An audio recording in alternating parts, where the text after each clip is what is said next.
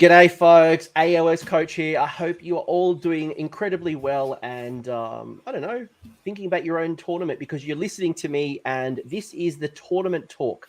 I'm here with the NashCon crew. I'm here with David and do you want to be called Anthony or do you want to be called Crazy Horse? Like you're always like... Doesn't matter. I respond to whatever. I'm just here so I don't get fined. Pulcastro, Crazy Horse, 3D Printing Man. Look, this is the legends that are behind the NashCon tournament. And I wanted to talk to you, like I do a lot of tournament discussions and it's about, pack riding and running tournaments. And for the last, really since Age of Sigmar's kind of been around and I've been a part of the online community, I constantly hear about a couple of tournaments that are always got some of the most raving fans, people who are just having like, it's an event that's in the diary. Holy Wars is definitely one of them, the Holy Series. There's a couple of them that have really good reputations, and NashCon is probably top 5, easily top 3 tournaments that have amazing reputation, raving fans. People will clear their diaries to attend. People borrow. I've borrowed a few ideas off you, David, and I know other tournaments have looked for you for inspiration. So I think what I wanted to do today is just have a conversation around what's the magic sauce behind NashCon and what can we possibly do to kind of learn how to make a memorable tournament. How's that sound? Sounds great. I don't know if I'm up for the billing, but we'll try it out. It's simple. Look, you've got one man who's organized. You can see David's office, and one man whose life is a disaster, as you can see my office. You can't see the rest of my office. It's fine. We got the brains and the brawn. But look, I'm really looking forward to this because, and it's going to be interesting, right? Because I know if you're listening to this, you are either an event organizer yourself, you are somebody who is active in the tournament scene. Maybe you attend a lot of tournaments and you have a close relationship with a TO, or maybe even, you help run your monthly events at your friendly local game store and you're trying to think about how do I grow my scene? How do I get more people to attend? How do I make a better experience so they refer their friends and their family and they all come in and, the scene grows. And one thing I've kind of learned as a tournament organizer, and I want to get into your heads, is being a TO is a lonely role. Most people only get one shot a year. You are learning as you go. When you do something wrong, you hear about it very loudly. And when you do something right, you very rarely hear that feedback because it's just like, yeah, cool. It's just a good event. But there's a lot of magic in running a tournament and a memorable one. So that's what today is. And that's the context setting. But before we get into it, David, I'll get you to introduce yourself first. Then I'll go to Crazy Horse. And then I'll go back to David. And I want you to explain what is NashCon for anyone who has not heard of the NashCon tournament scene. Sure, yeah. So I'm David Griffin. I've been in AOS since kind of AOS began. We kind of have the typical trajectory of Warhammer where you start as a kid, stop during college, and then pick it back up as an adult. And so definitely did that. Jumped in when everybody else jumped out when AOS started. And yeah, I think, really sunk my teeth into the tournament scene kind of early on, and then ran some. I have kind of a funny story about how NashCon started that we can get to in a little bit, but kind of started off with very little success and generally built up from there. So it's been great. Love this. Love the game. Love the community. It's the best. I'm Anthony, Crazy Horse on Twitter. I do a lot of 3D printing and got into AOS through playing D&D and needing miniatures for D&D, and then went to an Adepticon, saw a bunch of games happening, hit up David like the next day because the first NashCon was happening, and was like, hey, can I get in on that? He's like, yeah, we even have a community around here. Why don't you come hang out? He let me graciously beat him in my first ever game of AOS. And badly. Yeah. and I was hooked ever since. And so I decided to try to give back when I could, when NashCon grew rather large. And I actually had the pleasure of actually meeting both of you at Adepticon. I'll never forget Crazy Horse role-playing Vince Venturella. I don't know if Vince knew about that, but I remember rocking up and There was you, and I think it was Jacob Berry, maybe. Yes. Had cosplayed the bald head, the green apron, literally Vince's apron. And it was the funniest thing. And like, because I didn't know you guys very well. I actually didn't know you at all. And I'm just like, what on earth is going on? And then I met David, and he had this incredible display board. It wasn't your Seraphon board. I can't remember. It was like a very watery, maybe it was a deep tin or depth. Idneth. Yeah, that one was nuts. I regretted it like immediately. It weighed like 1 million pounds. It was a lot of resin. Yeah.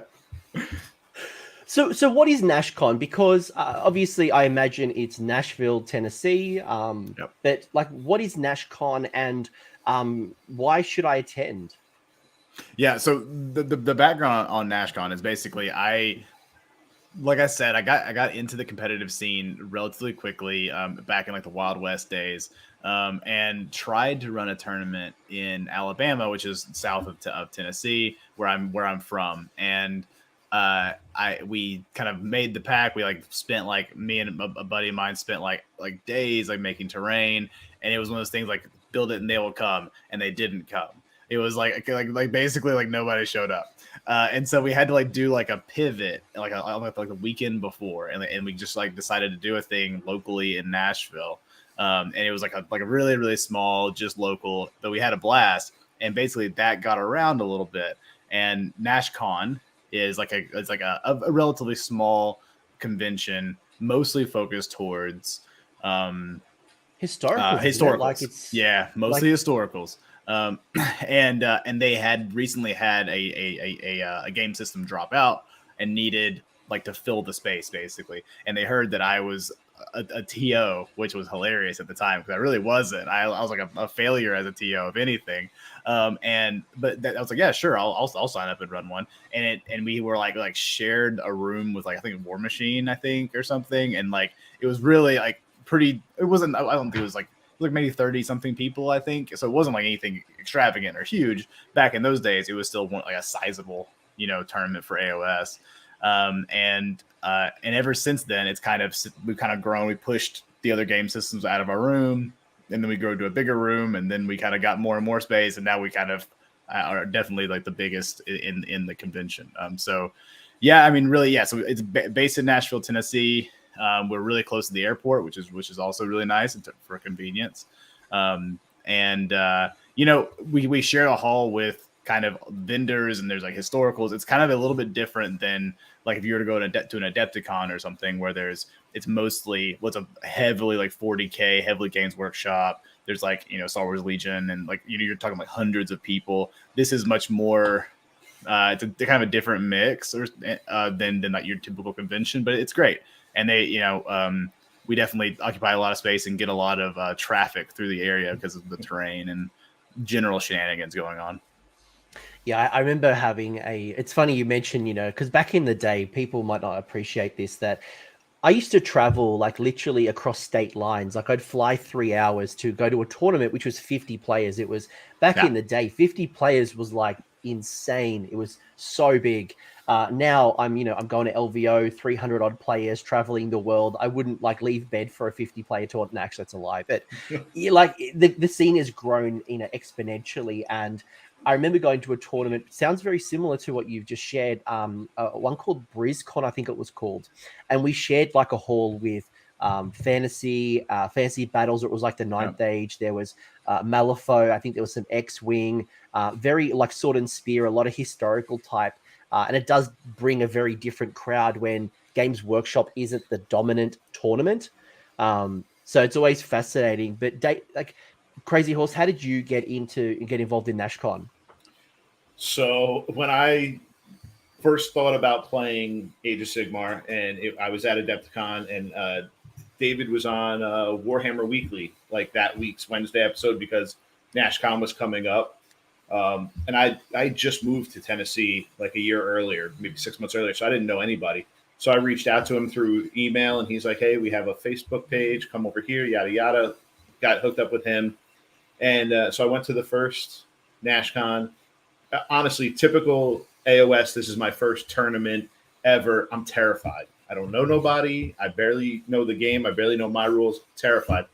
I left there feeling like I had just made some amazing friends. I had an amazing time. So I was like, oh, I'm definitely going to keep doing this. Played the next year and then the next year. And then it got to David. Well, after this, I think during the second year is when I started picking up 3D printing. And I reached out to David and I was like, hey, I'm going to start printing stuff. Will you paint terrain to like up the game? And he's like, yeah, because we want to grow anyway. It's like, cool. And then once he got to 50 players, I was like, you probably need help, don't you? And he's like, yeah, he's by himself. His wife was gracious enough to help hand out packets for the first 2 years. And I was like, all right, here's what's going to happen. I'll bring an army. I'd love to play. But at this point, I think I'll just, if you don't mind, I'll ride your coattails and help you out and just, be your partner in crime here. And he's like, yeah, let's do that. So I was like, okay. And David's been able to grow the event, and I've just been able to provide terrain and, the little markers that help things run smoother. Yeah, as you can see some of the pictures on there. Yeah, it's great. But I mean, honestly, he's underselling himself. Anthony prints an ungodly number of terrain pieces, and like more than any single human being should.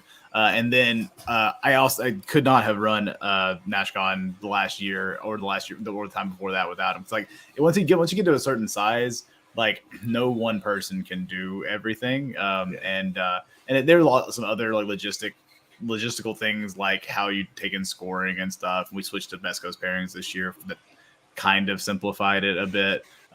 Anyway, yeah. So yeah, Anthony's been instrumental in NashCon for a long time.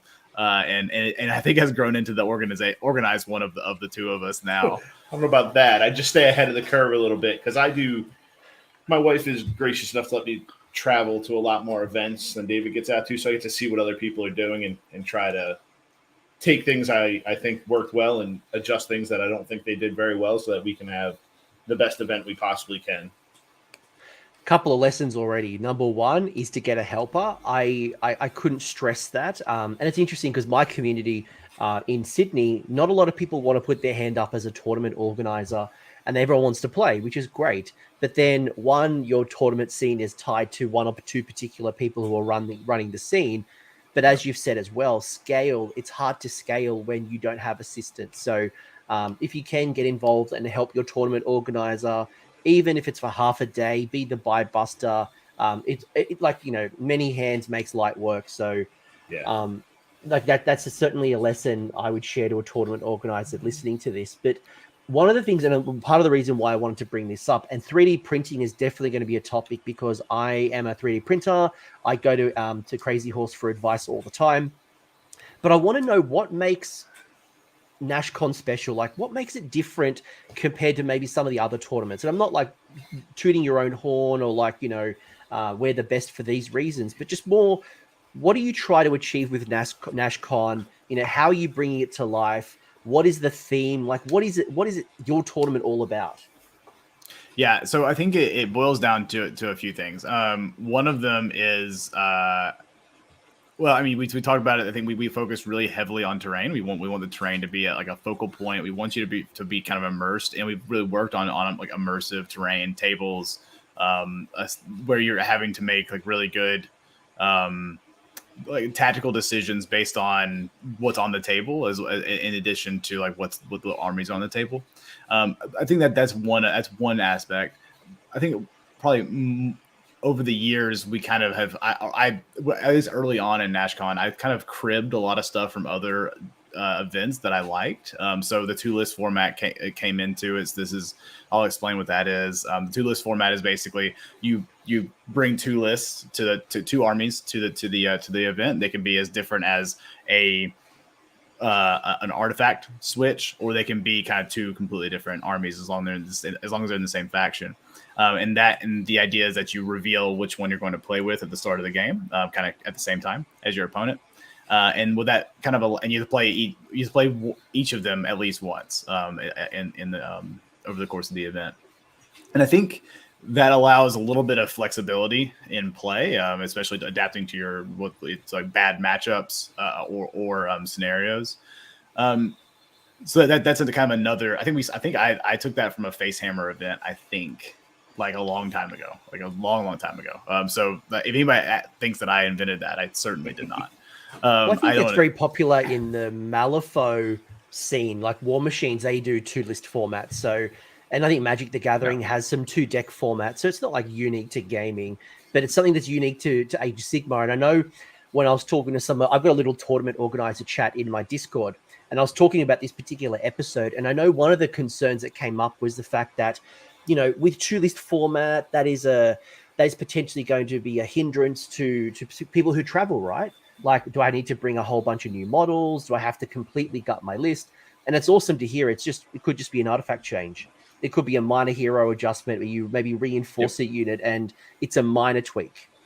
Yep, exactly. It's as much or as little as you want, really. I mean, and the only constraint we put on it is that it has to fit on its display board. So that's pretty lenient, honestly, and that mostly just like reins in the summoning a little bit to some degree, but it usually doesn't hold anybody back. And I think the last thing I would kind of put a pin on is kind of incentivizing as much as you can from a TO perspective, like not only the competitive like hard-nosed play, but also incentivizing the hobby as well, and then also kind of really heavily rewarding sportsmanship to try to have really good competition there, which I think breeds really good games on the table. I think for the most part, year over year, we have really good experiences on the table. And I think I like to think part of it is due to how we're incentivizing things. The other part is that we have some amazing people who come every year from a player perspective that to NashCon who are kind of repeat attendees, and they honestly, like, me and Anthony are just two people. If you have, it's really up to the other 90 people out on the floor, and they're the people making the great games happen. So definitely give it over to the players as well. Anything you want to add to that? So the more competitive edge, I think, is the 2-list format, because if your list does have a bad matchup, this allows you to get around that. So that's like peak Warhammer in my mind, because you can tailor to any scenario, which I thought was really cool from a competitive standpoint. And then I ended up at a Holy event early, loved playing at that event and the terrain. And then I went to a couple of small tournaments and I was like, there's nothing here immersive. It's like just a foam block. And it just broke my heart. It really did. And I just went, I need people to see in color. Like, they're playing in black and white and they should be playing in color. And that's when I bought my first 3D printer. And from then on, I was like, I want to elevate the standard of what tables look like. And the one time I will toot my own horn is when I do say, I think NashCon has the best tables of any Age of Sigmar tournament in the country. Now, that's Holy Wars. That's not Holy Wars. I was just about to say, Herner's tables are ridiculous, but he has fully integrated built boards. We are just have table terrain, but that is also, I only print them. David does 99% of the painting, so David is the master that makes them look amazing. But yeah, I think that's what really sets us apart. And like they were saying, the people. I brought, now that I live in North Carolina, it's a almost 8-hour drive back over to Nashville.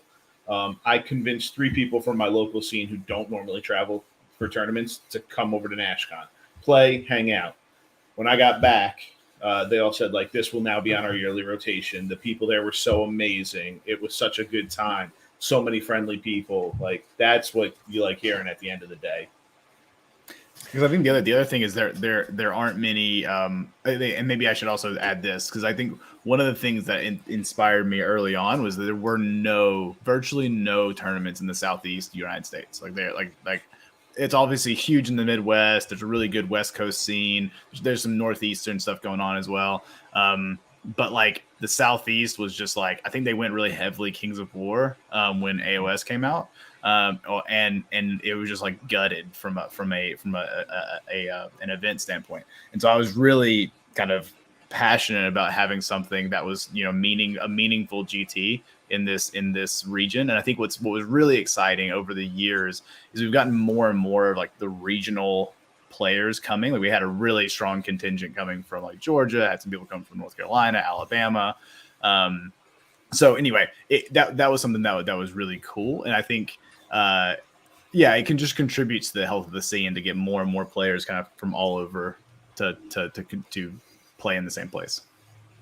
I've got a couple of questions that I want to pull out from chat because I think they're very good and very timely ones. And it's going to be interesting because I know the person who is asking these questions are very much from a very purist when it comes to the tournament scenes. And I know from a NashCon perspective, you're not trying to, correct me if I'm wrong, this is my perspective, is that NashCon is not trying to create a tournament that is trying to define the best of the best. It is not trying to be a LVO style tournament. You are catering to the competitive people. You clearly want to award prizes for, first, second, third, as well as best in faction and things like that.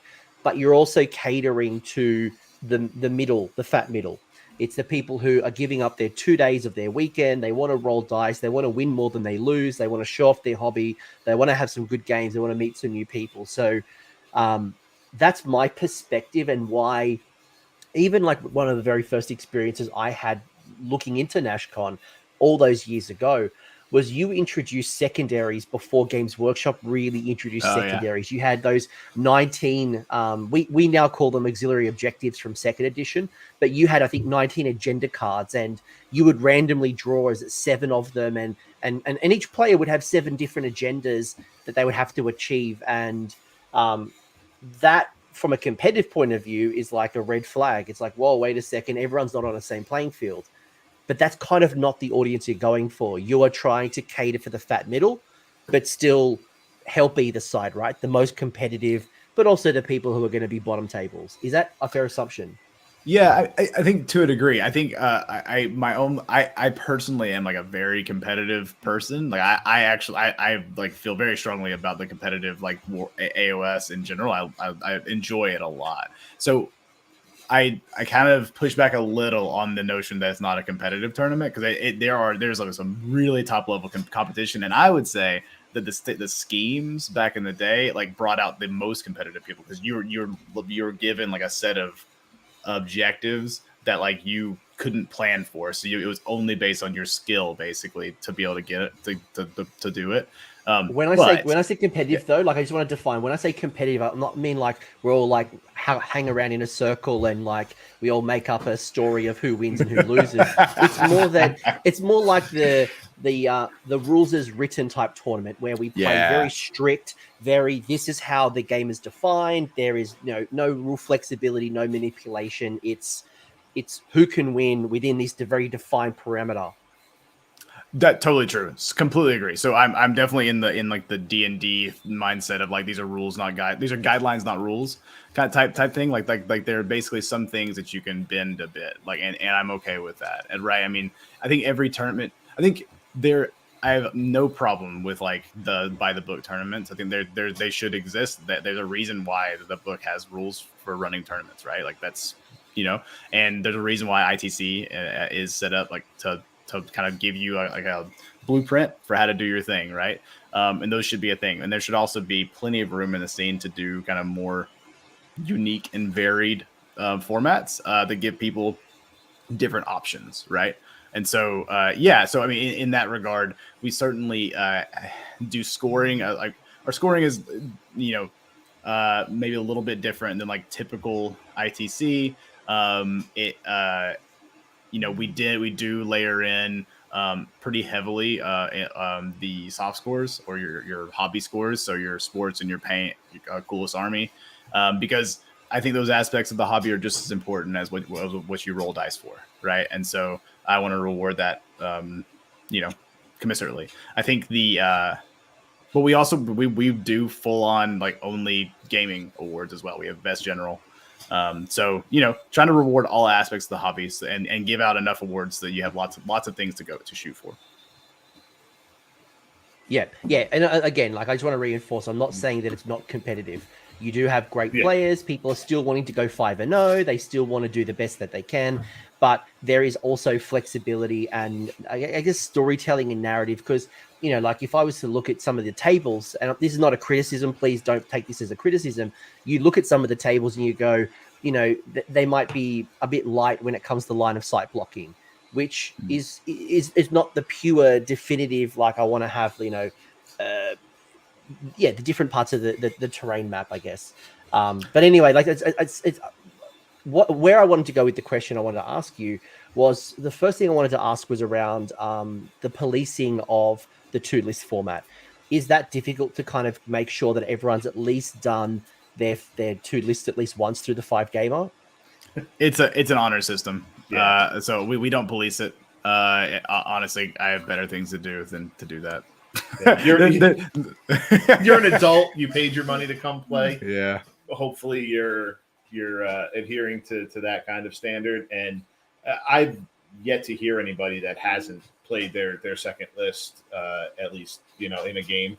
No one seems to complain about it. And if you're on the top tables, generally we're seeing the lists that are being played, right? And so we can tell, like, if someone's played the same list every game. You know, I mean, it's not. I mean, it's one of those things that it's in the pack, and we expect people to abide by it. But I'm not going to come over your shoulder, and we don't have any kind of like retroactive like logging during round by round, just because there's already so much to track. Yeah, I'm not a bookkeeper. Sorry. It's a pain in the ass to do. Oh my God. Actually, another interesting question. I have a thought on this one. Robert asking, why do TOs make a billion prizes but use arbitrary secondaries? Why not just award 5 wins, 4 wins, 3 wins without trying to like push that kind of stuff further? I think we're all going to be on the same page on this one. It's because it gives more people a chance to win more prizes, not solely based on wins. Okay, I didn't win a single game, but I killed the most generals out of all of my games. I get a prize. I still have something to play for. I'm still included, even though I'm not winning all my games. Yeah, that's exactly right. I think we offered this year. This year and the last year we had scoring that was tied to the battle pack. So it's kind of like the things that you got that were in that season, basically. So like this year we rewarded bounty hunters that killed Galician veterans. So if you killed with your bounty hunters, you killed more Galician veterans, you killed the most over the course of the tournament, you got a prize. Like that has nothing to do with winning your games. And actually, if you have a bunch of bounty hunters and you see a bunch of like Galician veterans and you're like not in any hopes of getting near the top tables, you're like, oh boy, I get to go kill some Galician veterans and not worry a damn thing about these objectives. So it's like a fun thing to like incentivize, right? Same with like killing the generals. We have an assassin award, which is all about killing generals. So if you play an army that has lots of generals and you're not in contention, you can just like focus all your time doing that, right? So yeah, it's exactly what Anthony said. It's basically incentivizing and giving people something to play for if they're not playing for the top tables. I mean, we had a player last year when it was based around monsters, really, and we had the Monster Slayer Award, who killed the most monsters. He was on the bottom row tables. He had 1 win. But when he saw the list he was up against in round 5, he's like, "Oh yeah, adding to my total." He was so elated that he killed like 15 monsters over 5 games that he got an award for that. He was happier than a pig in poo, and like that kept him engaged in the entire tournament. There was no chance of him dropping day 2 because he was already racked up a bunch of monster kills in day 1. Yeah. He wanted that prize. Yep. But we also do award the other guys, right? So the other awards do still happen, right? So it's not like we're excluding. It's not like a mutually exclusive thing, right? You can have both. Yeah. Yeah, I agree. Like the way I try to think about the way I run my tournaments is that there is a small percentage, let's say 10 to 20%. I'm pulling this number out of the backside, but there's about 20% of people who come to my tournament with the goal of wanting to win the event. They want to get maximum scores for the Masters or the ITC, and they're going to do everything possible. And that 20% are gunning for first, second, third, or best in faction at best. Yep. You have probably a good 60 to 70% of people who are coming to your tournament who just want to win more games than they lose. They want to meet new people. They want to play with their war dollies and just have fun. Yep. And for me, it's those people that I want to grow because they're the ones that are going to come back. They're going to tell their friends. And they're the people who are more likely to drop if they have a bad experience. So for me, what I want to do is I want to grow the fat middle, because the competitive people will always come. Yep. They will always come. If your event's big enough, and my event is now like 100 players, I might be even looking at expanding to like 140 next year. They'll come because there's maximum points on table. But it's that fat middle that are telling the stories, they're having fun. And it's those types of people that I want to reward, because very early on in my tournament organizer career, I would give all of the prize money to the winners. Yeah. And then I had an epiphany. I'm like, wait a second, getting the trophy, getting the ranking points, getting the accolations of like, you know, being the best whatever player you are, that's the reward. You don't need to start collecting box of an army that either you don't care about, you'll flip it on the buy and sell literally the next day, you won't appreciate it. But I tell you what, the person that went 2 and 3 killed the most monsters, and you award them a Monster Slayer award and you give them a prize, they'll certainly appreciate that award. They'll go tell their friends and family, and they'll come back next year with their other people, even though they went 2 and 3.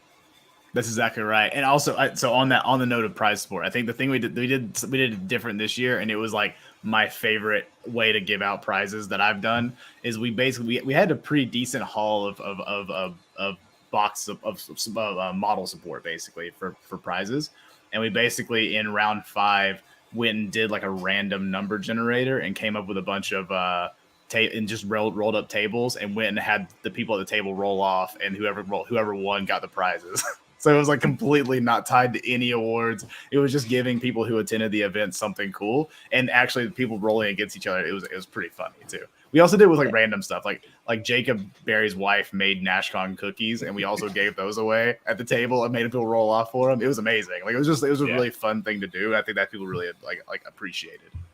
Mind you, I still do like, you know, first, second, third, best in Grand 100%. Alliance, you know, the top type things that we would normally do. But at the same time, I do like them. One of my favorite awards is the Marco Colombo Award, which is an award based off the old explorer in Warhammer Fantasy Battles, Marco Colombo, not America's Marco. Sure. The Fantasy Battles guy, because I want to award the person who travels the furthest. If you've traveled like hundreds of kilometers to come to my event, it's a bit of fun. But that's fun. I think that's the tournament I want to run.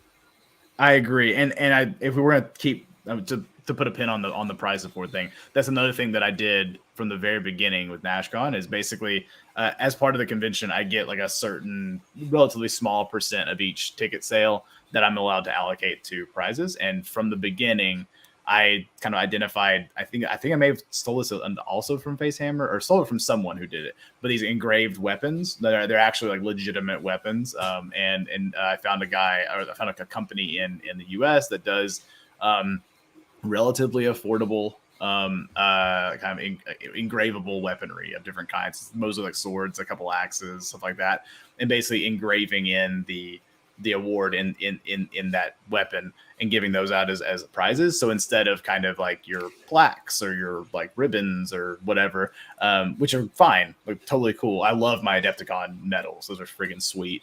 But like nothing's kind of cooler and says you're like a mega nerd gamer than like hanging up a sword on your wall.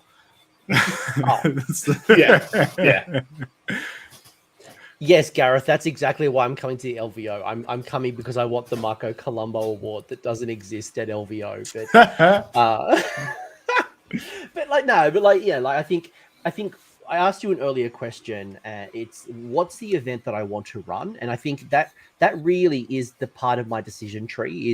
Is what is it I want to run, and who are the types of people I'm trying to attract, and then how do I bring it to life through the players pack, through the gaming experience, through the awards that I want to run, through the incentive structure of like, am I awarding the top players based off battle tactics and grand strategies? Is it kill points? Is it the gap between the loss and the victory? And based on like what I'm trying to do, will ultimately feed down to how I run the event and I guess bring it to life. So I guess that's kind of like, well, how do you bring what you've just told me to life when it comes to NashCon, whether it's through the players pack, on the table, during the day, like how do you bring this to life? Oh boy. Anthony, I've been doing a lot of talking. Do you want to take this one and I'll jump in? I mean, the event we want to run is having a great time with friends. So, and we both like all aspects of the hobby. So it's not just the competitive nature. We obviously like the hobby aspect. David's a fantastic painter. His armies are amazing. So, we always want to encompass everything. So you have the top awards for the people that come for the competitive stuff. We've got the, best general, second, third. You've got the best in factions. You've got the overall for someone who encompassed the overall hobby. And then you've got the random stuff for the people that just come to have fun. And we haven't really had any complaints about people not having fun at any NashCon I've been to, and I've been to them all. So people come far and wide, and the list keeps getting longer and longer of people that want to attend. And I think now we're in semi-post-COVID world. It's not going to be hard to have a sellout of an event. I think when you're getting at like how to bring it to life, so I think obviously there's a lot of components that go into that. I think obviously the pack is one. That was one where and trying to be really intentional about what goes into the pack and kind of how it influences the way that you what you expect going into the tournament. Now, if we could just get people to read the damn thing, no, we don't do that. Excellent. But we do spend. I think I spent a decent amount of time kind of putting the pack together and putting it in like a graphically designed format to where it's actually like easy to read, and like it's like put in like sections. And I don't know, I have a design background, so it's a little bit I'm able to kind of port that over into the pack, just formatting, which I think is I don't know, I personally geek out over it. And I think figuring out again, like we were saying, like bring it to life. I think a lot of it is around how you set up your scoring. So when you're saying, how many points do you get for a minor loss, minor win, major loss, major win? How many points do you get for painting awards? So we do a small number of points if you get a painting nomination. So we nominate the top 10% of the field to get a painting nomination. And they get, I think, a very small number of points, and it raises in scale the higher you get. So 1, 2, 3 get a decent amount of points, and a nomination gets a smaller amount. We also award a tournament point to anybody who gets a best game vote. So like if you get a best game vote, no matter it's capped at 1, you basically get an extra point. So it incentivizes people to give people good games, because obviously if you're a really competitive player, every point counts, right? And so it makes you want to give people good games. It's only 1 point, right? Only 1 point, so it's very minimal in this game, in the grand scheme of things. But you never know when that 1 point will tip you over the next person, right? I mean, there's plenty of instances where 1 point has been the deciding factor, and especially like best in Grand Alliance awards, right? This was also a slight mix-up in reading the pack, where David and I just took for granted we had it right in there, and we meant to give whoever actually got the most best opponent votes a couple more tournament points, but we forgot to put that in the pack when we finally put it to print. So we were like, it's fine. It is what it is. That'll go in next year. It's fine. That's the other thing, is continuous improvement, right? Yep. It's like your first tournament may not go great, may not be perfect, right? And the thing is like doing a kind of post-mortem afterwards and figuring out, what could be better, looking around at what the rest of the rest of the community is doing, and figuring out like what you can port over and use for your event. But the other thing is like, what did you do well, and what could use improvement, right? Every year we have feedback on things that could go a little bit differently, things that maybe people have opinions about, how they would like to see things done. And we take a look at those and say like, does it kind of align with our, standard and what we want to stand for, right? Another, like one of the things I think you brought up, you brought up is growth, like growing year over year. I think I'm in the position now where I like the size of the event. I don't really care to like, it's not in my like, not trying to compete with Adepticon LVO. Like it's, you know, like there's a time and a place for 300-person tournaments, and those are awesome. Like I can't wait to go to Adepticon next year. Like I'm psyched for it, but I don't personally want to run an event that big, you know. And so kind of where me and Anthony are at now is, how do we just raise the bar of quality for the field that we have now, right? So it's like we had 96 players. With drops, it was less. So it's like we have 96. We're going to cap it at 96, and let's make this 90 the kind of experience for those 96 people the best experience we can. Yeah, it's a really good call out, because I think, you know, it's easy to fall in the traps of just growing, but at what cost? You know, do you have the battle mats, the terrain? Do you have the people to support? And if you don't have the assistants and the people who can help you run the event, then you're going to be completely stretched running the tournament, doing painting checks, getting involved in table disputes, and, you know, getting involved in just generally running the event. Because once the event's happening, you know, like a lot of the work for the TO happens before the event. On the day, you're the event planner. You're just making sure that things run smoothly, things are running to time. You know, you can handle any disputes, but for the vast majority, a lot of the things are up front. And it's great to hear. Like, I think the key is like, well, what am I able to take on? Yes, I can sell more tickets, which means more money into the event. But are we going to be ass to ass in the hall? Well, is that the event that I want to run? Like, you know, back to back, bumping into each other, laneways are crowded, can't run particular missions because there's not enough space. Well, no, that's not what I want to run. One of the big things too is if you think you're going to be a TO and make money doing that, newsflash, not going to happen. That's not how it works. Second, I have been, and I'll admit, I've been pushing David to break away from the convention, go solo. Let's get 150 players. I know we can do it. And he's been like, nah, dude, that's not where we want to go. Now we want to go.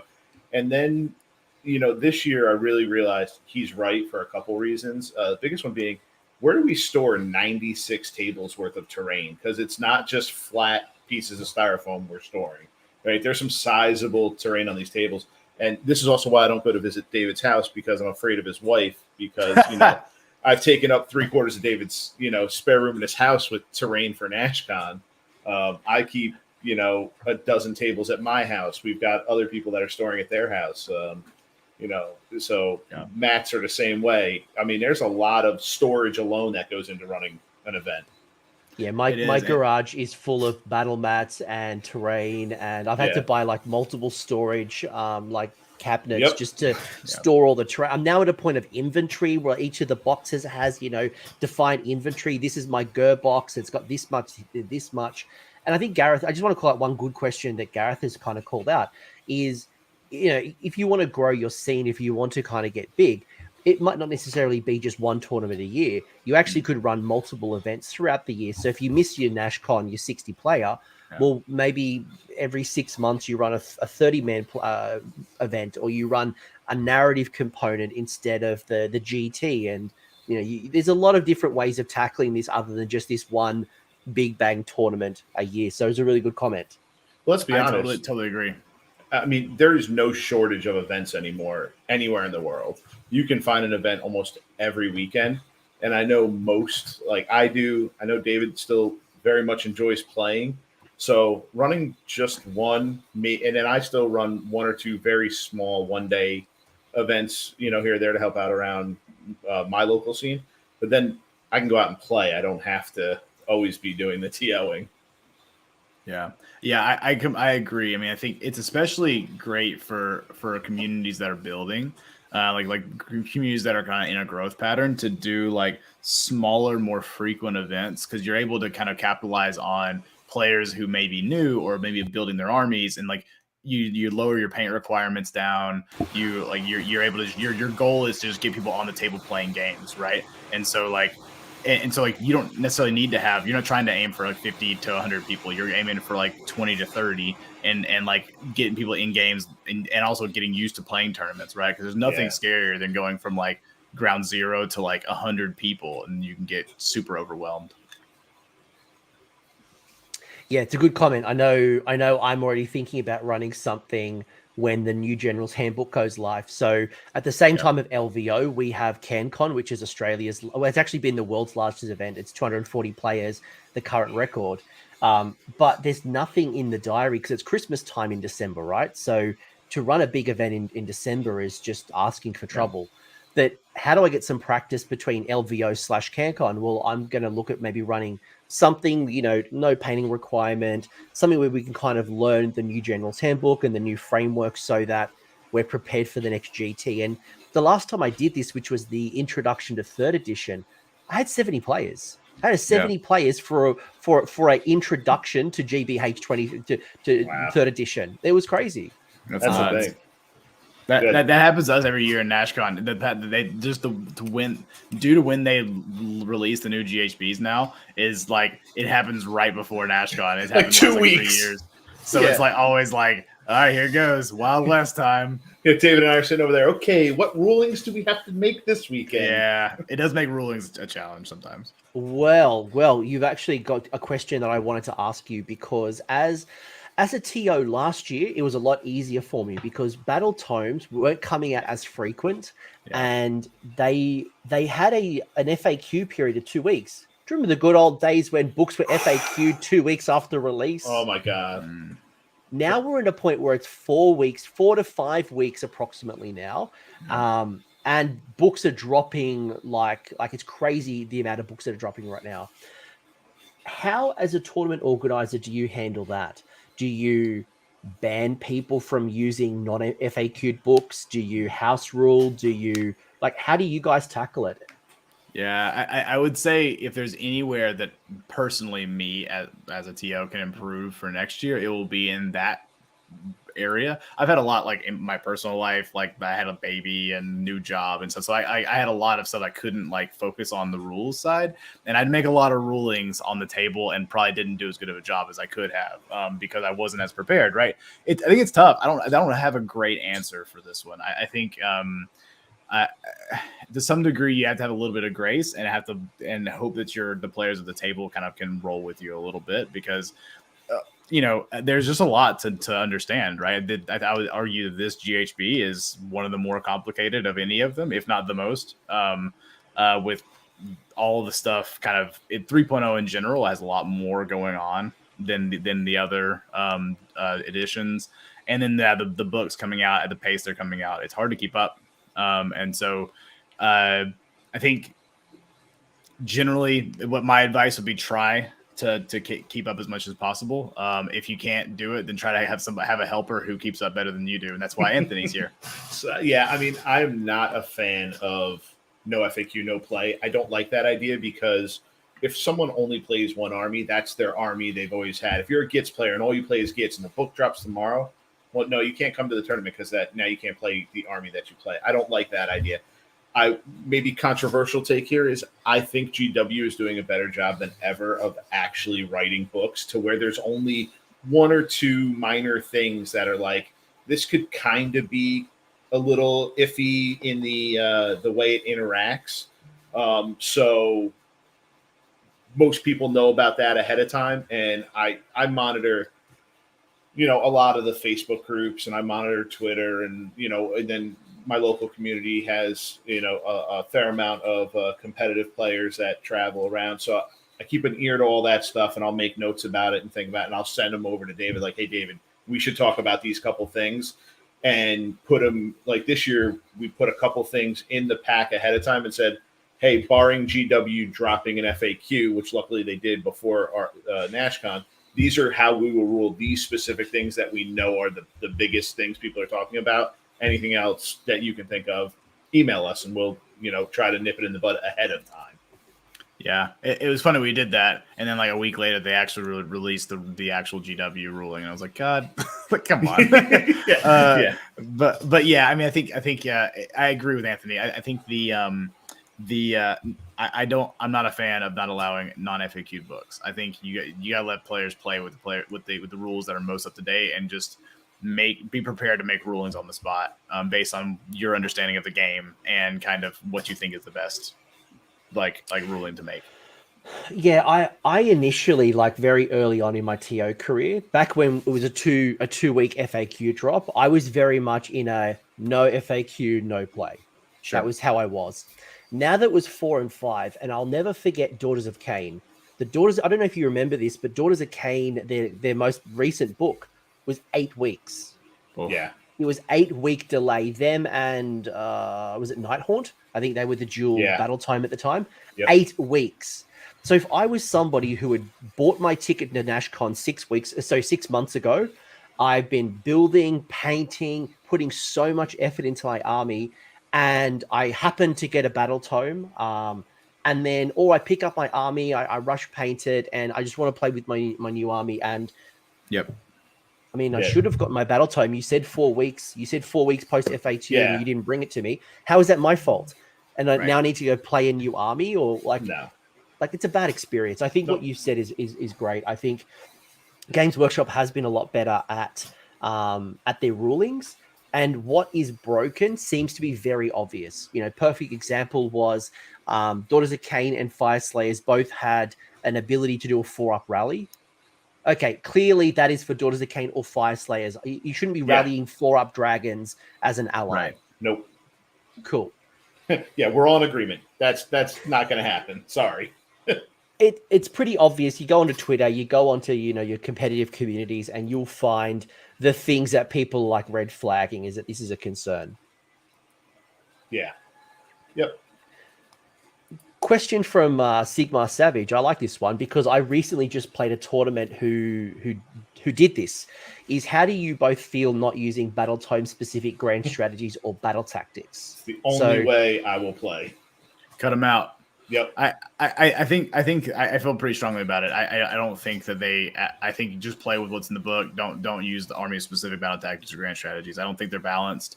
And it levels the playing field when you're all using the same ones. Yeah, I think that's it. I don't need to say. That's all I have to say about it. Yeah, that's the biggest thing. Whether you have a new book or an old book, when you're just playing with the GHB ones, you all have access to the same ones and the ability to compete for the same ones. You don't have any shenanigans of I can do the same thing twice essentially because I have this faction one and I can do the generic one. No, it doesn't apply. I prefer just the GHB ones. Yep. I like it. I actually just come back from last weekend a tournament called Bathurst GT, and they were very specific early on in the pack to say only the battle pack grand strategies and battle tactics were allowed. So no White Dwarf, no battle tomes. And I scored 24 out of 25 battle tactics. It was a great experience. Like I actually really enjoyed that everyone was on the same playing field, and like Daughters of Cain aren't getting the easy victories, or Gloomspite Gits aren't on extremely hard mode because they literally have nothing. So, yes, armies aren't fair. It's not chess, but I don't mind that. And I think one thing you mentioned early on that I want to kind of double down and reinforce is communication is key. Is being very upfront to say this is how we're going to be structuring the wins and losses, and these are the trophies we're going to give out. This is how we're going to handle books on their release cycle, and what we're going to do if there's FAQs or no FAQs. Being very upfront, because the last thing you players want is something dropped on them literally weeks before the tournament goes live. Yeah, agreed. I think communication is key in all aspects of life, really, whether it's your professional, personal, and also in your tournaments. I think being transparent and communicative, I think, is super important. I mean, I think that's exactly right. I mean, I think, and honestly, when we awarded, we had a tactician award this year, which awarded the person who had the most battle tactics but didn't qualify for one of the other bigger awards, and we had lots of people who had like 23 of like battle tactics, like that they did a lot they scored the majority of their battle tactics. We had a couple of people that can go 25. I mean, like, so like it's not impossible. They're tough. The battle tactics are much harder than they used to be, but like, which is also a good thing in my opinion. Yes. And like, I just want to be clear, I'm not advocating that we should only play in the battle pack. Sure. There's definitely rules and reasons to include them, but there's no reason why again, the whole game has been about, jigsawing and cutting and pasting. If you don't want to use, like I've seen tournaments go no to the Cron Spine. Okay, if that's how you want to run the tournament, cool. You can do what you want to do, so long as you're very upfront and clear, and you're not just specifically kind of targeting one faction, one army, just because of you've had to feel bad. Well, 2 of these pictures that you have up now have a model on the table that David, at the end of the tournament, was like, we should have outlawed that damn thing. Did you see what I put in chat? Did you see what I put in chat just now? You beat me. yeah. Purple Sun, you can go. You are no fun. I hate it. I honestly, it's like I've never considered banning a model, but I truly loathe it. Except for Croak. He wanted to ban Croak when I was playing. No, I didn't. That's not. No, that's just our friendly banter. But no, yeah, Purple Sun needs some. That's a whole other topic. Yeah. Yeah, and like, some tournaments have tried to handle this in the past. I think one of the UK events, Carnage, I can't remember what it's called. I think they had said no to the Kronspine. I've seen some tournaments go no Purple Sun. I've seen people go specifically target certain units like Gotrek at the time couldn't. There was some rules around, and it's like when I find once you start playing with picking on certain rules, you start opening up a can of worms, because like, well, you picked on Gotrek, but what about Lumineth, line of sight, and making them ignore it? What about this? What about that? And then it just starts becoming a lot of biases, and it's the game. You play to it as close to as possible to the game.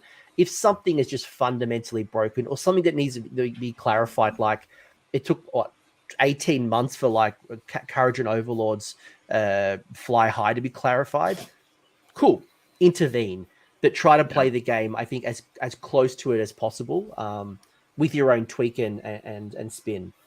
I agree. We generally try not to do like a lot of comp, where we're really altering what war scrolls say or points values, and so we haven't done that really. But this year, after some experiences people had on the table, we had somebody drop because of Purple Sun, and it was like, it just sucks. I just don't like seeing it. It's irritating. But and also imminently fixable. Like it's like something that's like super. It's like so dumb, but it's fine. Yeah, I agree with you, like 100%. Yeah, I mean, but again, it goes back to what I said earlier on, is like, what is the event that I'm trying to run? If I'm running a tournament, then you run with the chips on the table. The game is as is. Purple Sun is Purple Sun. Kronspine is Kronspine. All the feel bad stuff in the game that we don't like, it is what it is. But, then there are minor tweaks, like Gareth has said in the chat. One of the Texas tournament Hammerfest that's happening this weekend, they've gone back to the old rules of Purple Sun, where Purple Sun just did mortal wounds, as opposed to the on a roll of a 1, it's just auto slain. So if you see something that you want to comp, and again, you're very clear with it up front, this is the type of tournament, this is the experience we're trying to do. Again, be very clear with it very early on. Yep, agreed. Yeah, get it out there ahead of time, and people will be fine. Yeah, I want to talk e-tables, right? So one of the things that I've probably most enjoyed as a tournament organizer is the terrain in it. And like, I keep showing different photos from the event. And you've got some wonderful tables. You could argue that some of them maybe aren't practical. Some of them might be too big or too small, or like this. Like you run your tables how you want to run the tables. I think one thing that's very clear with Age of Sigmar at the moment is we could better define terrain. I think both the rules, and like 40K has better rules, and I think even just, we say there are 8 pieces of terrain on the table on average, but what's the size, what's the depth, how much, there's a whole debate we could probably have. But going back, like, how do you look at terrain? How do you source terrain? Do you have any advice when it comes to terrain? Like, you guys put so much effort and thought, and if I come to your tournament, I would have great photos of my games. I would have a wonderful experience because it's very thematical, and like, it's just very impressive. Yeah, I think that's always been the goal of our kind of terrain, is really a couple things. So, one is like, we want you to be immersed in the game, right? So we want the Age of Sigmar is based on there is a kind of a lore and like the world that you're in, right? And these armies are fighting, supposedly you're fighting within a world, right? So we want to put you as much as possible into, like, immerse you into that event, right? And so we want the terrain to reflect kind of what you're doing. And you know, if in like a real life battle, right, your terrain isn't going to be like perfectly square houses so that you can put your models up and like, you know, and stay in coherency. Right. And so part of it is like making it, I think of it from a competitive standpoint as like having to adapt to kind of the unforeseen. Right. And so if you walk up to a table, we had some tables this year that were like horrific if you had a shooting army that needed a line of sight. Like they were just like, we had one table in particular that we were literally like giggling as we were putting it together, because it's like there was like, it was so like all the lines of sight were just horrible. And then we have other tables that have they're much more tame in terms of line of sight blocking. And it's because you need some variation, right? You can't have every table be like terrible for line of sight, because then your shooting armies are like, well, God, why did I even come? But you can't have every table like, you know, the opposite is also true, right? I think from an aesthetic standpoint, I feel really strongly about painting. I really enjoy taking 3D prints, or I do a lot of custom built stuff as well. And like spending a lot of time painting those, basing them, taking a look at taking inventory of what mats we have and saying like, you know, here's what tables we need to make. Here's like our forecast of tables we need to set up and start building. And which is a different approach than we did kind of before when we were in like a rapid growth pattern early on. It was just like, how many pieces of terrain can I pump out like with grass on them? You know, like I'm going to like cut these bases, put like a foam core, like wall, paint it up and like flock it. And like, we're going to do like 50 of them. And so it was like trying to get those built up. We've kind of transitioned to more like quality over quantity, because now we've built up the quantity enough that we can really focus on quality. And then like, obviously there's the 3D printing part. I'm gonna let Anthony take all of that. But really, and that's really where it comes from me. I mean, I agree that we could probably use some more specificity in Age of Sigmar around like terrain rules. And I think with the table size shrinking the way it did, it kind of put some of our terrain, it made some of our terrain seem even more oversized than it was in the past. There's some pieces that are like just enormous, and we did have to cut some. Like I think there were some prints Anthony sent me that I was like, these can never fit on a table. They're way too big. And so we do push the boundaries a little bit on terrain size. And I think you have one picture up on screen right now, one of those Aztec-y Seraphon, you know, pyramids, right? And that thing's huge. It like takes up a whole quarter of the board, basically. I printed that off. I have that file, and I printed that off because it was going to be my centerpiece of my Seraphon type tables, and it was bigger than I expected. And I went, whoa! I was going to give it away as a prize because, and like, there's an interesting challenge here that will probably lead into Crazy Horse, is that there is a debate or I guess a line of thinking between, do I run a fair table? Do I run variety? How do I create the tournament? You know, is every table going to be the same? And we have defined 2 large pieces that are 10 inches by 7 inches. We are by 4 inches. Right. You know, do you define that much like the World's Tournament with like player maps and where particular terrain pieces go? Do you go with variety that, you know, like at my tables, I've got, well, my Gur table has these defined pieces, but when you compare the Gur table to my Death tables, they have some similarities, but they're very different just because of the size of the terrain.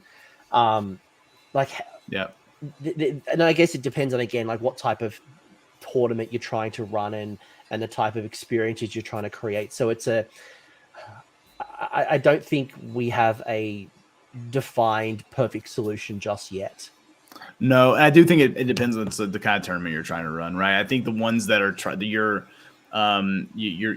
very competitive gaming focused tournaments probably could benefit more from being more homogenous or more standardized in the terrain sets. I think there's certainly probably a place for that, where you build your terrain within certain specifications and you lay out your tables relatively similarly, so that you're playing on so every player kind of walks up to the table and has like a an idea that they don't feel like they got the short end of the stick because they line up on one side of the table. At NashCon, I feel very strongly about non-standardized like layouts. You get what you get. I think I think part of, if you think of like real life strategy, right, in like war games, right, like you're never gonna no two armies have walked up to each other in a perfectly symmetrical like canyon and like fought each other, right? It's like there's always like terrain is always playing an impact, and so learning how to like play around it and be creative with how you play, I think, is part of the game. So I feel really strongly about that, but it's not for everybody, and I fully I appreciate that. So it's all good. And again, it comes back to the top of the decision tree, because I've talked to Gareth a lot about tournaments, and I love what they do on the West Coast. And I think some of the things that I'm taking away from them for my next Sydney GT will be things like having functional terrain that still looks good, but I want to define it. I want to make sure that on every table there are 2 pieces of impassable, at least 1 piece of wildwood, and there's going to be like, yeah, I know at least in Australia, we don't use those second set of rules nearly as much as we should. Like, it's very rare that I play on a garrisonable terrain. It's very rare that I have impassable and all of those things, right? So one thing that I'm taking... Yeah, but like, impassable isn't, but that's just one thing we added.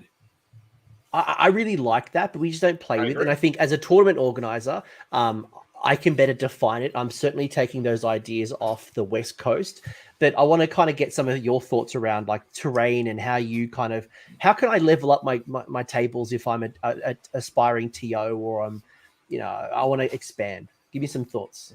Find somebody who throws more money than brains at the problem, and start with a single 3D printer. You can crank out a fair amount of terrain with a single Ender 3 style small printer that runs 24/7 with a material that is relatively inexpensive and can produce quality. It's not printing display quality stuff, but it's printing stuff that on a table, when you're looking at it, looks amazing, prints up with a dry brush, or paints up with a dry brush real quick, real nice, and makes some stunning models. As far as terrain on a table, I don't like standardized at all. I don't like every table has this L and this flat and that hill, and that's boring as all get out to me. There's probably a place for it, and that's fine. My personal taste, I don't like it. I like the variety. I like the different sizes. I like the fact that on a couple of tables, if you have Archeon, he could technically have line of sight blocking without any additional rules being added to the terrain, just because the terrain is that large. I did message David after the event because we didn't put defined roles on terrain this year. And that's one thing where I think we could improve next year, where I think because so many of the pieces could be potentially garrisonable, instead of making our players, for this year, last year, we said pretty much talk to your opponent ahead of time, use your best judgment, you all agree. Where we can say, okay, there is now the mechanic for attacker defender. All of our terrain is set up from the get-go.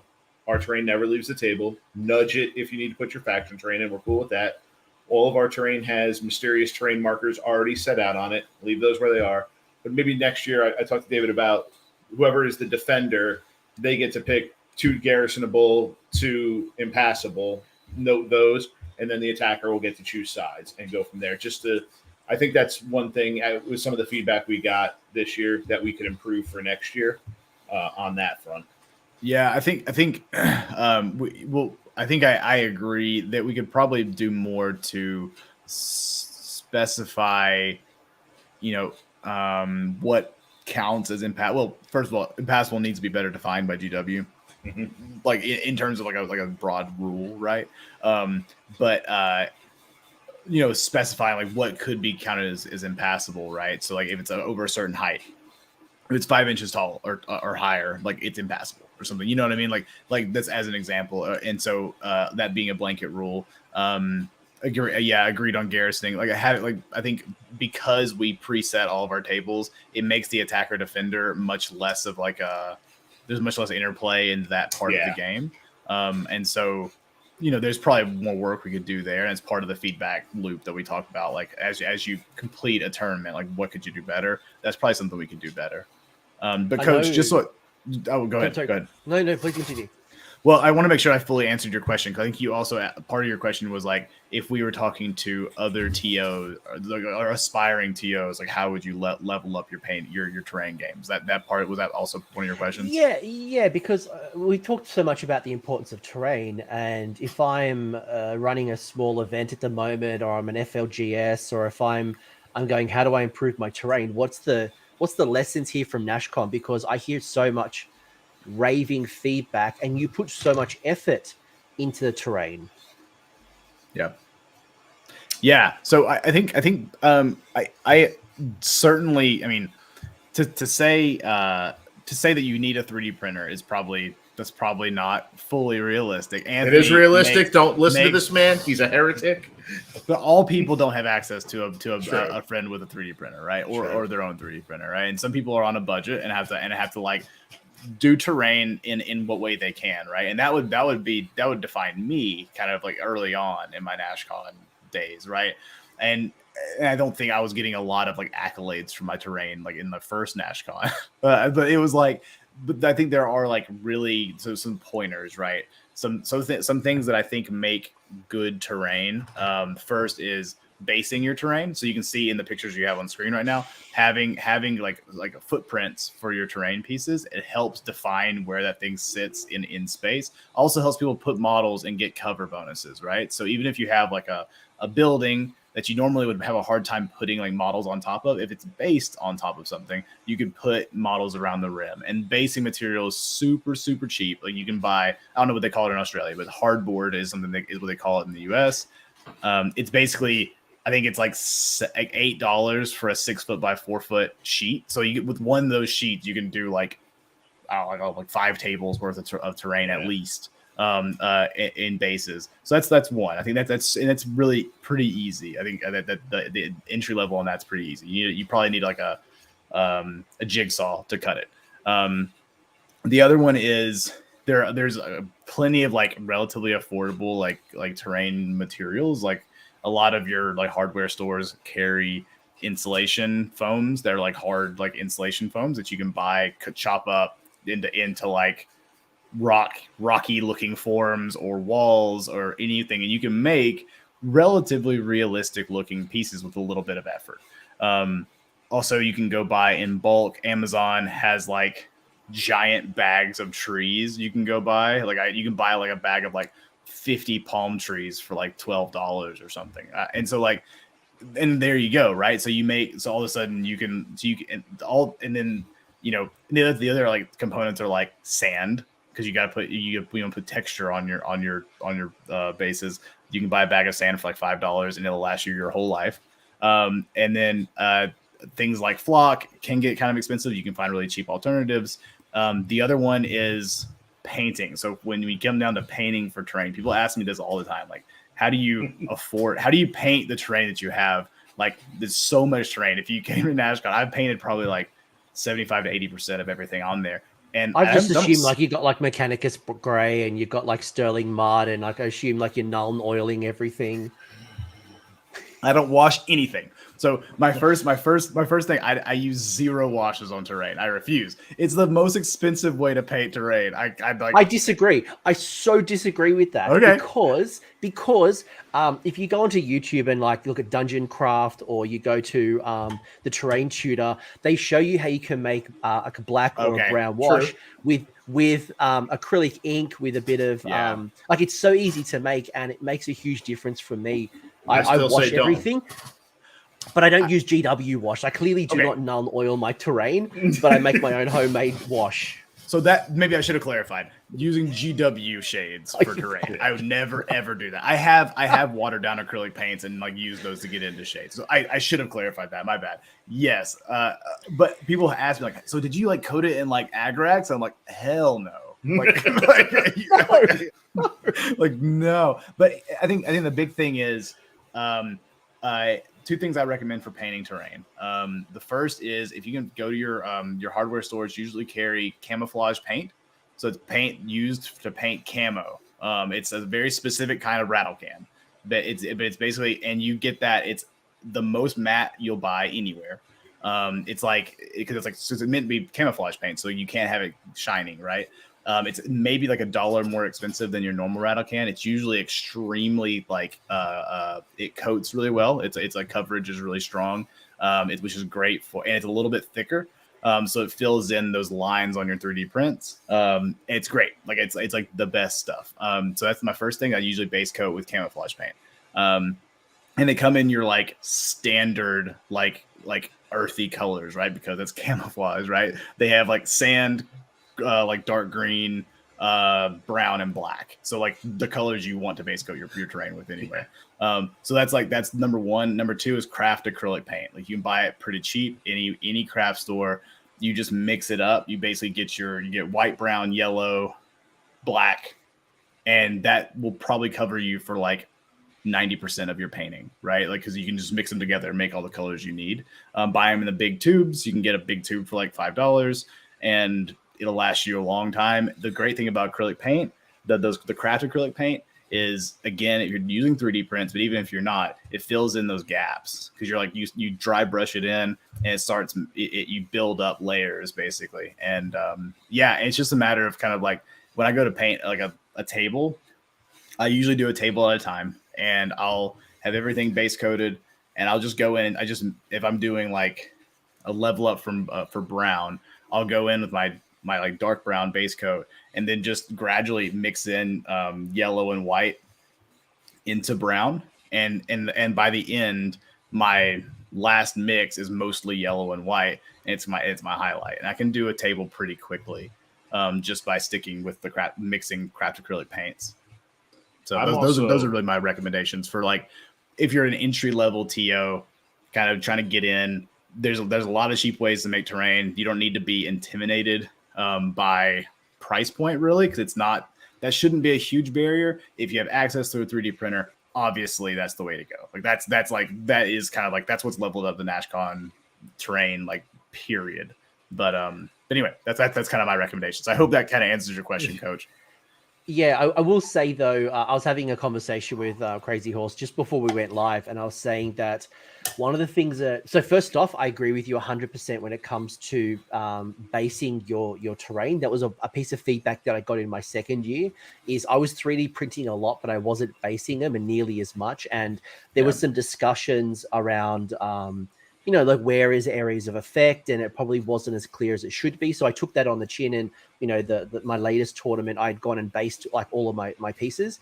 But one thing that I had done that I fell in love with when I noticed the photos from the Games Workshop Open was that they had used clear acrylic on for their bases, because one of the things that kind of grinds my gears is when terrain basing doesn't match the mat.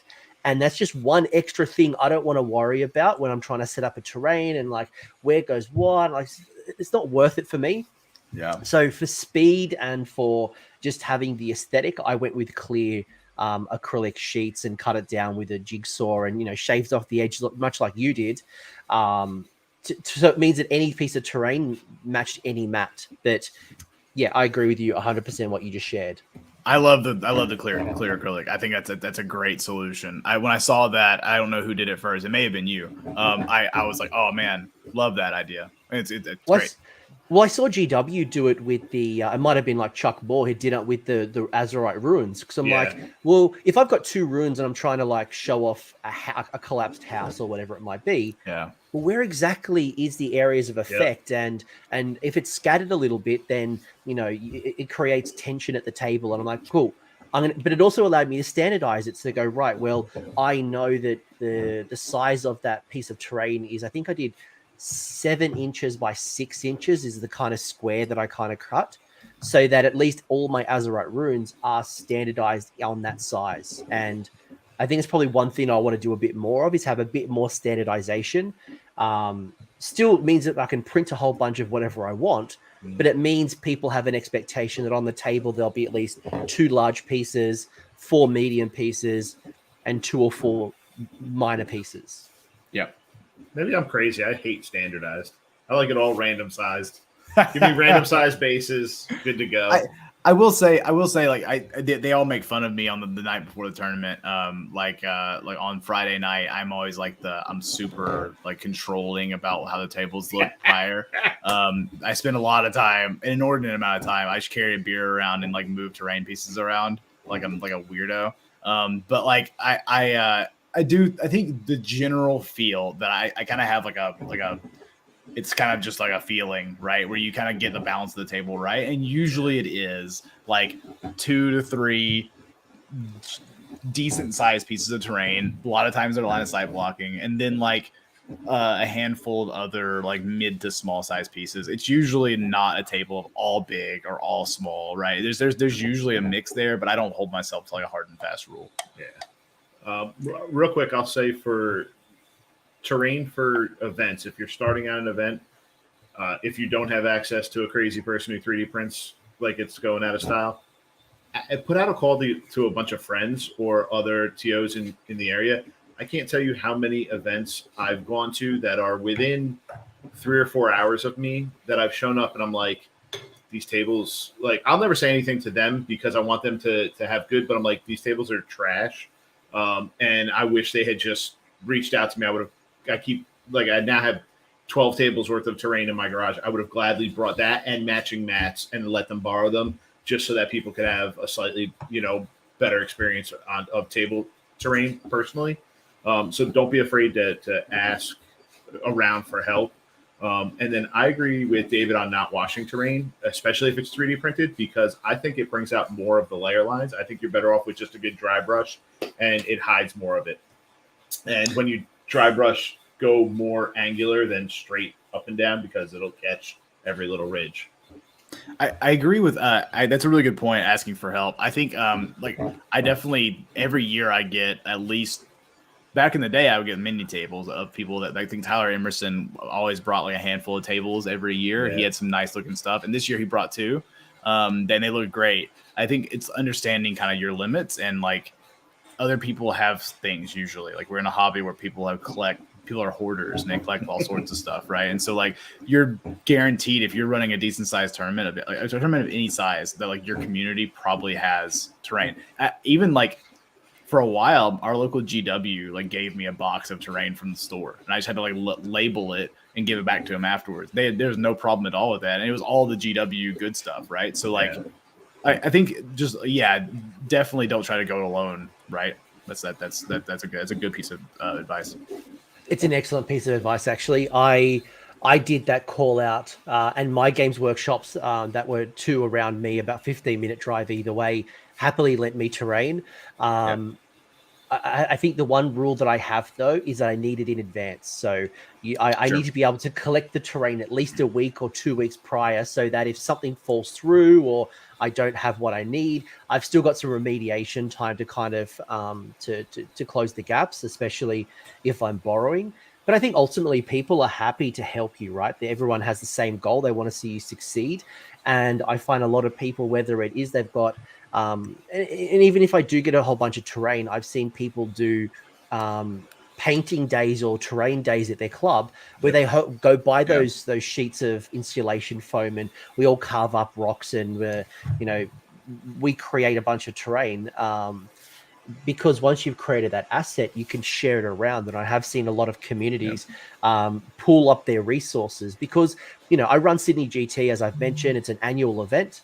I don't want to run more than one tournament. I think other people need to pick up the slack in my community, but I'm more than happy to lend it out. I'm more than happy to give out mats. I might charge you a couple of dollars, but it's because those couple of dollars are going to be reinvested into terrain and mats so that we can all grow our pool of resources. I'm not getting rich on not video. I'm not Blockbuster of battle mats. No.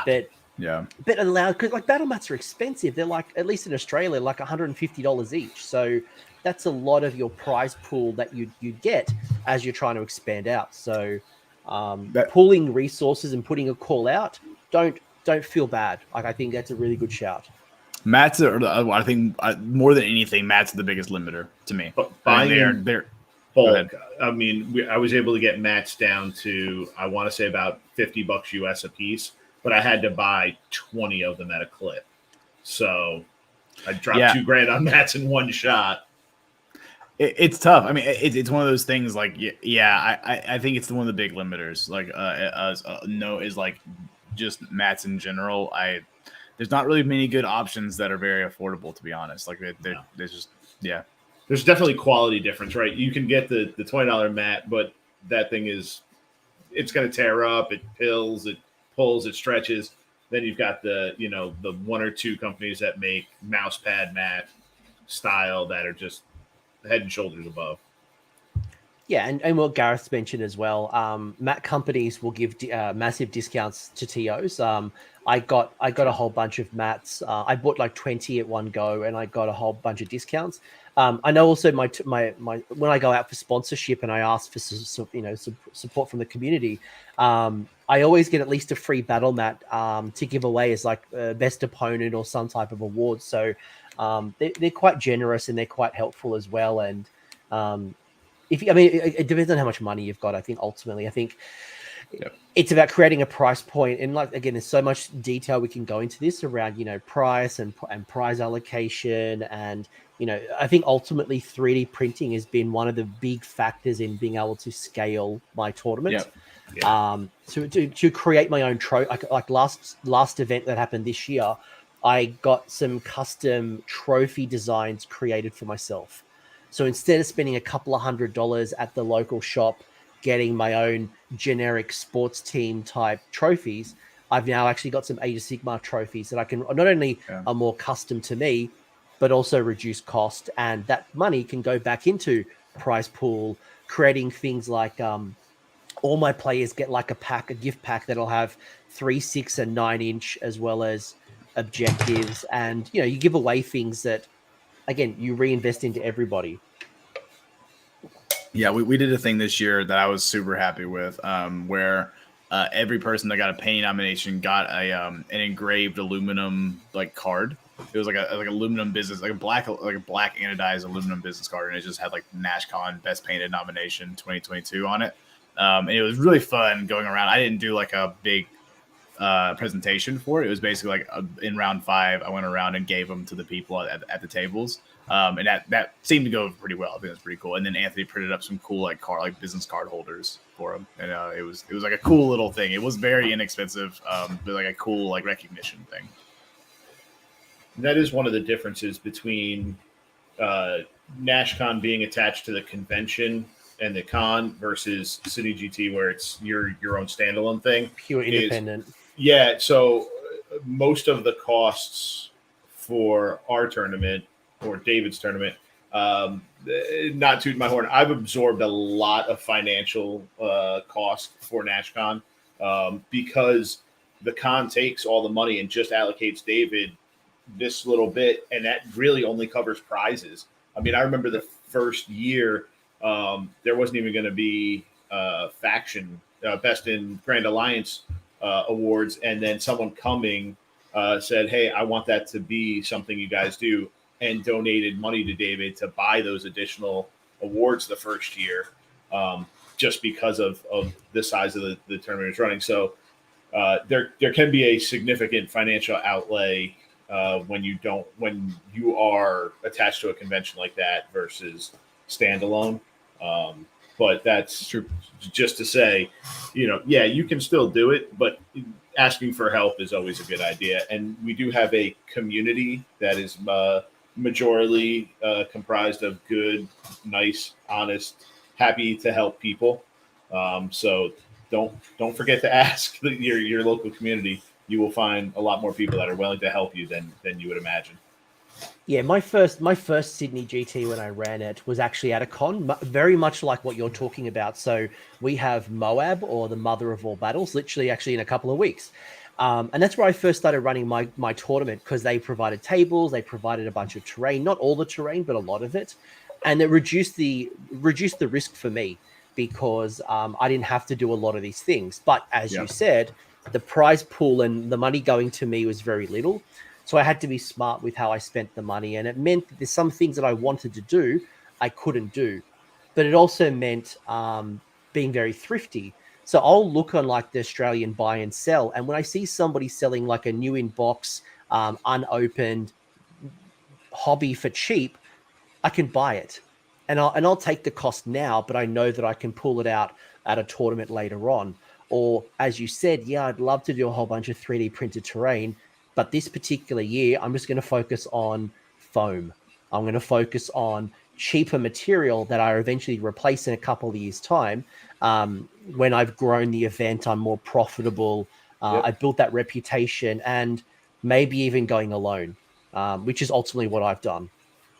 Yeah, I think if you can have a nice centerpiece of terrain on each table, most people will overlook some of the scatter terrain that you can then upgrade later on down the road.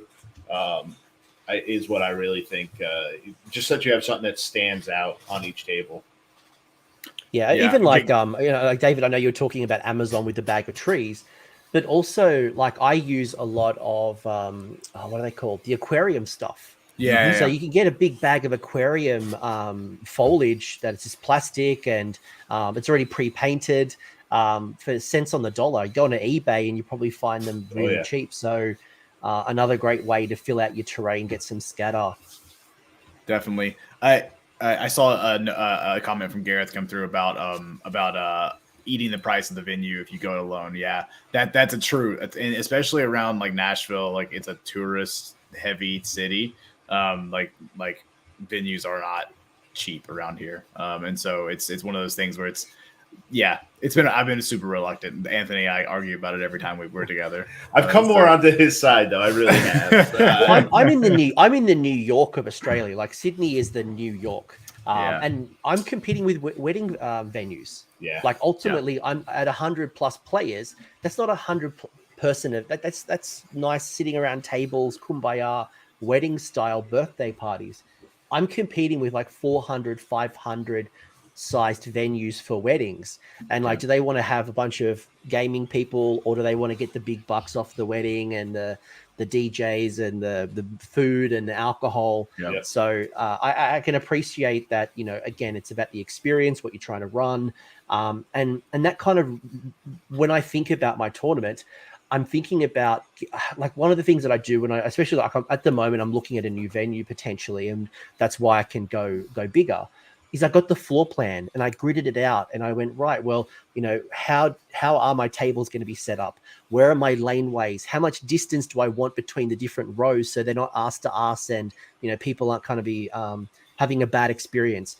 It means some of those battle plans where you're kind of on the short end edges, I can run those because I've got the space gaps, because I've allocated them in advance in my planning of, the tournament. So that allows me to think about how many players I can have, the types of battle plans I want to run, the experience. Like I'm even thinking about putting an N64. And one of the things that I'm thinking about doing for next year is having a little Mario Kart tournament. So for people who get tabled really early, I can have a bunch of like 4-player Mario Kart. And at the end of the event, it's something to keep people entertained who got tabled in turn 2 or turn 3, and like they got an hour to kill before the next round. We just have a Jacob Berry running around that keeps everybody entertained. I'm gonna steal that, Coach. I love that a lot. Like there's just so many things that you can do outside of it, and I think that's where like the game within the game. Like another thing that I do to keep and I've talked about this in the past, but something that I stole from the narrative event at Blood and Glory was they do negative achievements, and it was more of a narrative type thing, but I stole it and put it in for competitive play. And basically at the start of the round, there's one negative achievement every battle round. So let's say battle round 1, I will announce just before the game start, I say, guys, the negative achievement is you fail a 3-inch charge. The first 3 people, 5 people who fail the charge, fail a 3-inch charge, can get a prize off me. And it might be a minor prize. It could be like a little blister. It could be a bunch of accessories or dice or whatever. But it's a way of allocating the prizes so that even if someone has a bad experience, you're keeping the energy up. And people actually compete for it. They get really excited when they miscast that spell and their hero dies.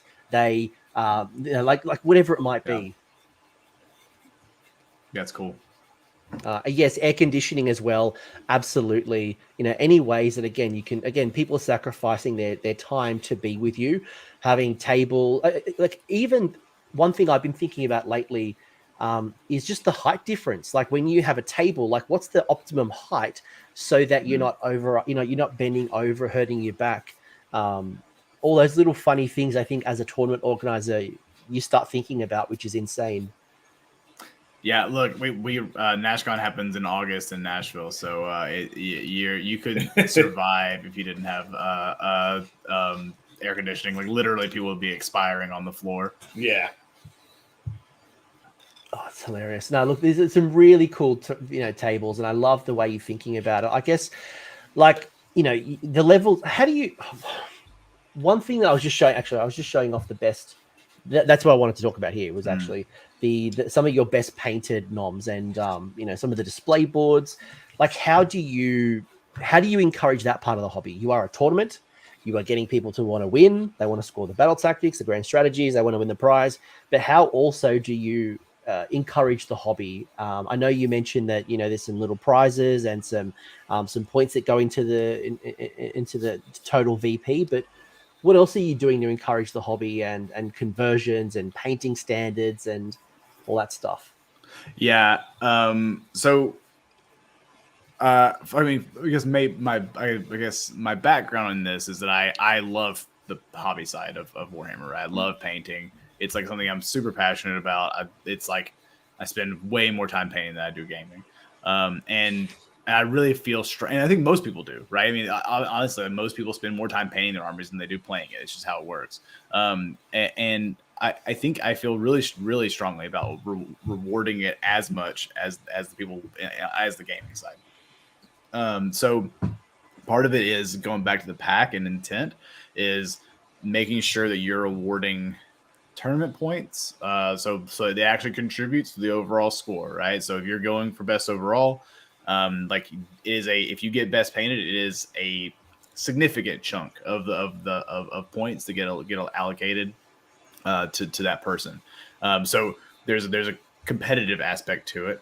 I think there's also kind of from a prize support standpoint, our trophies, the best painted trophy was like a giant two-handed sword this year. Like it was like a really big and then also having like multiple ways to reward appearance. So the one hand is best painted. Best painted is a judged award. So it's basically, in the past we had Vince Vitrella do it. I did it this year with Anthony's support as well. So that's the one that's based purely on skill at painting, right? The other, then we have a separate award, which is coolest army, which is all around like it's a player voted, and we have everyone go out and put their armies out for display, and it's based on it's just popular vote, and there's no qualifiers for that. It's basically just like what looks the coolest, right? And so that's when you really see like display boards come in, and obviously paint comes into play there as well. But you have theme and all that stuff gets wrapped in together, and it also gives people who maybe aren't the most like technical painter, right? So like obviously someone like Vince is like an award-winning painter, right? And so like he paints to like a level that most humans don't paint to, right? Why bother if Vince is gonna be there, right? Like it's totally so easy to throw it in. But the thing is, like, you never know, because like there are some certain like themed armies that they can maybe pip him just based on like how things are put together. But there's also like it's like the coolest army award also gives someone an incentive to go and like really work hard, right? Because even maybe if you feel like, I have no chance at best painted, then there's the coolest army route, which is likely where the second best painted army goes, right? I mean, because a lot of times the army that's second, that like the next level is like this army that's like everyone's like, oh, that army looks badass. I'm gonna go like vote for that one, right? And so there's I think multiple paths to appearance awards is something that I'm like super passionate about. We also award the runners up. They get smaller awards, and they also get tournament points. And so it's kind of incentivizing that. And then I think again I'll kind of harken back to the players. I think every year, because we've had kind of a consistent base of people who have come every year, they kind of know what to expect and they bring their A game, right? Like I had multiple people text me like before the event, like, hey, I'm bringing I'm bringing the heat this year. I'm bringing like the best army that I can like put on the table appearance wise. And I was psyched because like if you're looking at the pictures like on the screen right now, like there's some stunning stuff. Like I mean, like you know, you got Vince's in the bottom right, which is amazing. Joe Pagano's there on the left, which his army freaking awesome. You know, you got Aaron's Nurgle there. I mean, honestly, like there were so many. The one in the top right, the video really is required for that one because he had it like fully like mechanized like windmill that was spinning and like smoke and stuff. I mean, it's just like super cool. I mean, it was awesome.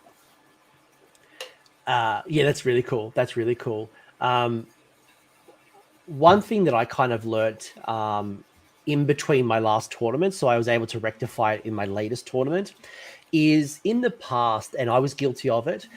When I asked people to set up their coolest army, I would tell people just set it up on your table. So normally you do it before the lunch break, and I don't know what your venue lighting is like, but there's patches where lighting is really good, some patches where lighting isn't the best. And sometimes, especially when you're in the back or in a particular corner, it's easy to get lost in the shuffle where someone doesn't see your army.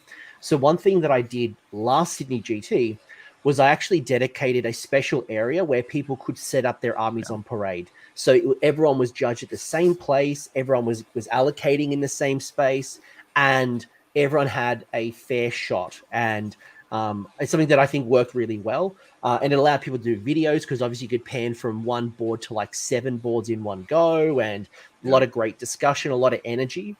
So that was probably one big thing that I had learnt when setting up coolest army, best painted. And the other part as well that I really enjoy, I'm kind of big noting myself, I really like this idea, is I've done a couple of social media awards where I've told people to award people like the best quality and the amount of posts, but also I've done best painted votes actually from social media. So I've actually taken photos and allocated a different prize and said, internet's favorite, I can't remember the name I called it, but I still had coolest army, I had best painted, and I got people getting involved and again getting my brand and my tournament and showing off the best of the hobby to the world. And I think that's one great thing about Twitter and Instagram, is that we kind of get that hobby FOMO, seeing what's happening at other tournaments, giving ourselves ideas and kind of inspiring each other. Yeah, I agree. Your note about having a special landing spot for painting is super. I agree. So that's actually a learning, and we talk about like improvement year to year. Last year's NashCon, we did like a on the lunch break where like everybody put your armies out. It was like the first day, and put your armies out wherever they can go, and we'll do the coolest army votes day one. That was partially for logistics because it's easier to get like, instead of getting everything in round 5 or round 4, like you get things on day 1, so you can start like tallying things. But the problem was that those armies, people hadn't been around the event long enough to be able to like assess the armies. And so when we set everything out, there also wasn't like a specified place to put everything. And so the voting was not great. And so learning was, okay, this year, do it on day 2. People have been able to walk around and look at the armies longer and have a special place for them to put it. So we had like a back row of tables. The back row only existed because we had drops, but whatever. And so we did have like a whole row of tables where people were able to put their display boards and stuff. It worked great. We also get semi-lucky because on day 2, that's the Sunday, a lot of the historical stuff has started to wind down, and some of those people have left, some of the vendors move out. So we get a couple of tables around the edge of the of our playing tables where we can steal 1 or 2 of those and have people set up on those, which really helps as well. It's true. Plus, Sunday's a more casual day, like day 1 of a tournament, especially when people are trying to go 3-0 and they're very concentrated. Then day 2, the pack is kind of settled. You've got the people who are in contention of winning the tournament. Everyone else is then kind of settled on where they're kind of at, and it's a much more chilled environment. There's usually only 2 games as opposed to day 1, which is 3 games.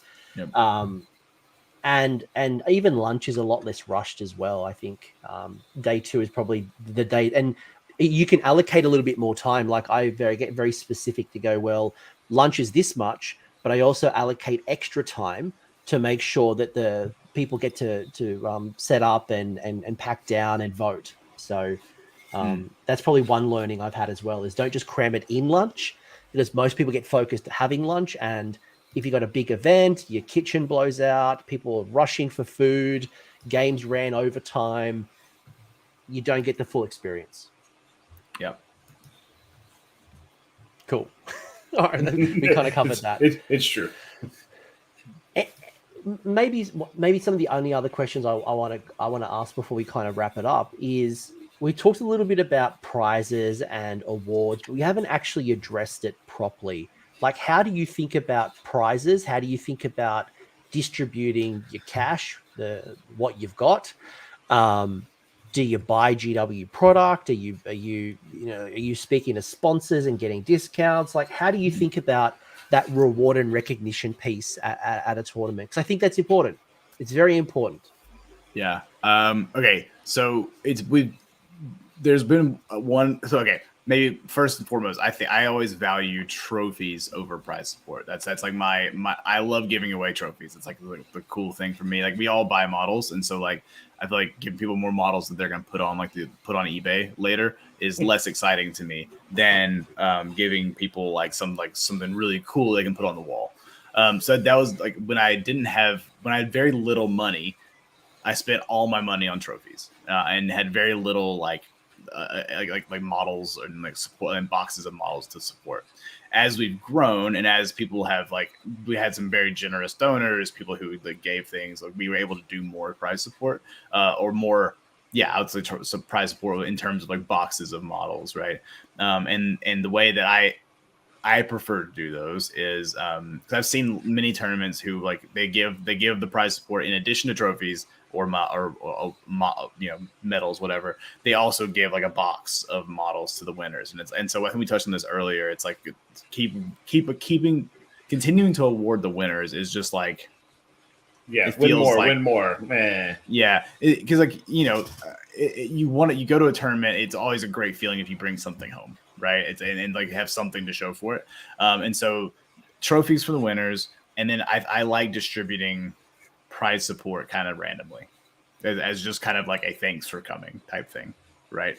That's what I like doing. I think we did it this year, and I had a really fun time doing it, and I think it was received pretty well. But that's kind of where we landed a bit. And I will say, like, we got a killer deal on like prize support from a local store that was doing like a clean out. And so that was why we were able to do that. Again, I spend the vast majority of my budget on trophies. We also have like one of my friends and the guys who in our community works at the company called Orca. They do coolers and tumblers and mugs and stuff like that. And so we were able to like get like custom engraved, like really cool, like barrel tumblers that were like, so those were like an additional awards that we were able to give out and stuff. So it was cool. Yeah. The when we just randomly generated some table numbers and then David went off to a couple, I went off to a couple, and we're just like, okay, I need you guys to stop for 2 seconds and just roll a D6 apiece.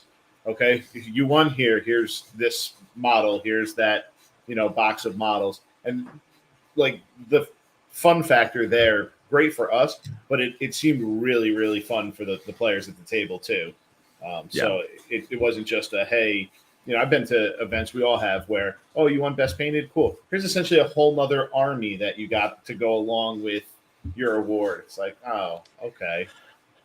There are also some instances of people who won that roll off of the table who gave their opponent the box. Where they were like, "Hey, I don't need this. Do you want it?" And they're like, "Oh yeah, I'll take it." And so it was like a cool thing where like there's no stakes. Like you just you just got something for free. So it's like whatever. I mean, so it was fun. It was cool. It's interesting you say that as well, because you're right. Like Gareth mentioned it, you all mentioned it. The winning is the games and the trophy and the ITC Masters points, right? for me, like that was kind of that moment of realization was so important, because then it does allow you to do a lot of fun things and rethink about the way you spend your money. And for me, it's about spending more money on the guarantees, which is the thing that the players are going to get by entering your tournament. As I mentioned, those accessories or things like that. I give everyone custom dice for the event, the Sydney GT dice, and every year I'll buy Sydney GT dice. I had gotten like Scrivo, Honest Wargamer Scrivo. I've gotten him to custom one idea I stole from a BrizHammer, sorry, a local one in Australia, is every year when they run their tournament, they have custom art. So every tournament, everyone gets a sticker of said art. No, that's fun. So I guess you're collecting stickers as you attend more of these tournaments. And something that I had done over the last couple of Sydney GTs is I honored the winner in the next year's sticker. So when Stormcast had won one of the last Sydney GTs, the next year's sticker was, I actually asked the player, I said, Shaun, what do you want the sticker to be? And he was running like the old Anvils of Heldenhammer long strikes. So we got a long strike photo, a character done. I got Scrivo to do it, got stickers, and then everyone got that sticker in addition to the accessories and the dice. So then everyone walked away, whether you went 5-0, 3-2, 0-5, everyone walked away with a little bit of value in addition to what they'll pick over the time. Cool. I like that. That's cool. That's really cool. I think we all agree that spending more money on prizes is probably not the best approach. And I think one of the things that I'd done recently, actually, it wasn't even my initiative. I'd spoken to a sponsor, a local game store, and they said, hey, do you want a Curse City box? You can have it on the condition that you raise money for charity. I'm like, cool, okay. So we did like a money, or we did a gift raffle kind of thing. Yeah, silent raffle. Everyone just paid a couple of dollars, and I split the money 50-50 to mental health and to animal shelter. So it was cool. Everyone likes to kind of that charity piece is becoming more and more popular, I've noticed, because again, we spend so much money on the hobby. Like, do I need another box of Anvil Guard? No. Cool. Put that money to good use. Yeah, I completely agree. I think that's a great. I mean, Holy Wars does it. I know other events do it as well. I think it's awesome. Yeah, big fan. All right, last couple of questions, then we kind of wrap this up. What makes NashCon great? If you were going to give me advice as a tournament organizer, and I wanted to improve the experience at my tournament, and we've been to enough events and we kind of know the generic setting, not naming names or picking on people or like whatever, but what can a TO do to improve their scene based off like what you have learned along the way? Yeah. Okay. So I'll touch on things that I haven't touched on so far. I think we've talked a lot about terrain and prizes and pack and all that kind of stuff. So I think there's something about being a tournament organizer. You're kind of like a host, right? You're like the person hosting events. Like it's like welcoming people into your house. You want to give, like, you kind of like go in with the mindset of like, I want to give these people the best time. They've paid to be here. They've traveled. They've given up a weekend of their time. Like, they could be doing something else, right? But they chose to come here, right? And so it's like, I want to make sure that when they come here, they have the best experience possible. So it's kind of going in with that kind of mindset is a kind of like top of mind for me. So being just simple stuff, like being friendly, being willing to be like being humble, I think as well, like not having some sort of like air about you, like, oh, you've come to my tournament, and it's kind of like, again, like you're doing, we're all kind of like enjoying this together. You chose to be here. I am just happy to facilitate your fun, right? And so like, it's kind of like just the air that you give off and kind of how you want to hold yourself. That's kind of like one of the big things for me. The other thing is like, go talk to people, right? Like, so like I will say like one of the challenges of like running a bigger event, like as we got bigger, this year was the biggest event we had. I did have a harder time going around and talking to people individually, but making a point to like walk around the tables, like not like interrupt games, but like if you have a chance, like peek in and like just ask them how the game's going, introduce yourself, like talk to people kind of just like off to the side, like be personable and like people enjoy that. Also, like, just like squat down and look at people's armies like on the table. And like what I like to do is like just kind of circle through the tables, and I'll look and see like if the army catches my eye, I'll walk over and like talk to them during their game, like, hey man, like this looks really great, like, you know, blah, blah, blah, and just like have those like one-off conversations. It just helps people, and people just, I think they appreciate it. I always do. Like when I'm playing in a tournament and someone comes up to my game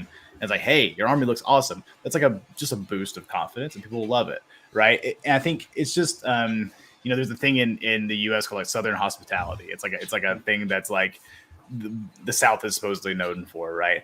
I think it's maybe a little contrived, but it's something that's a thing. But I do think that it's something that I like to try to, you know, make happen, right?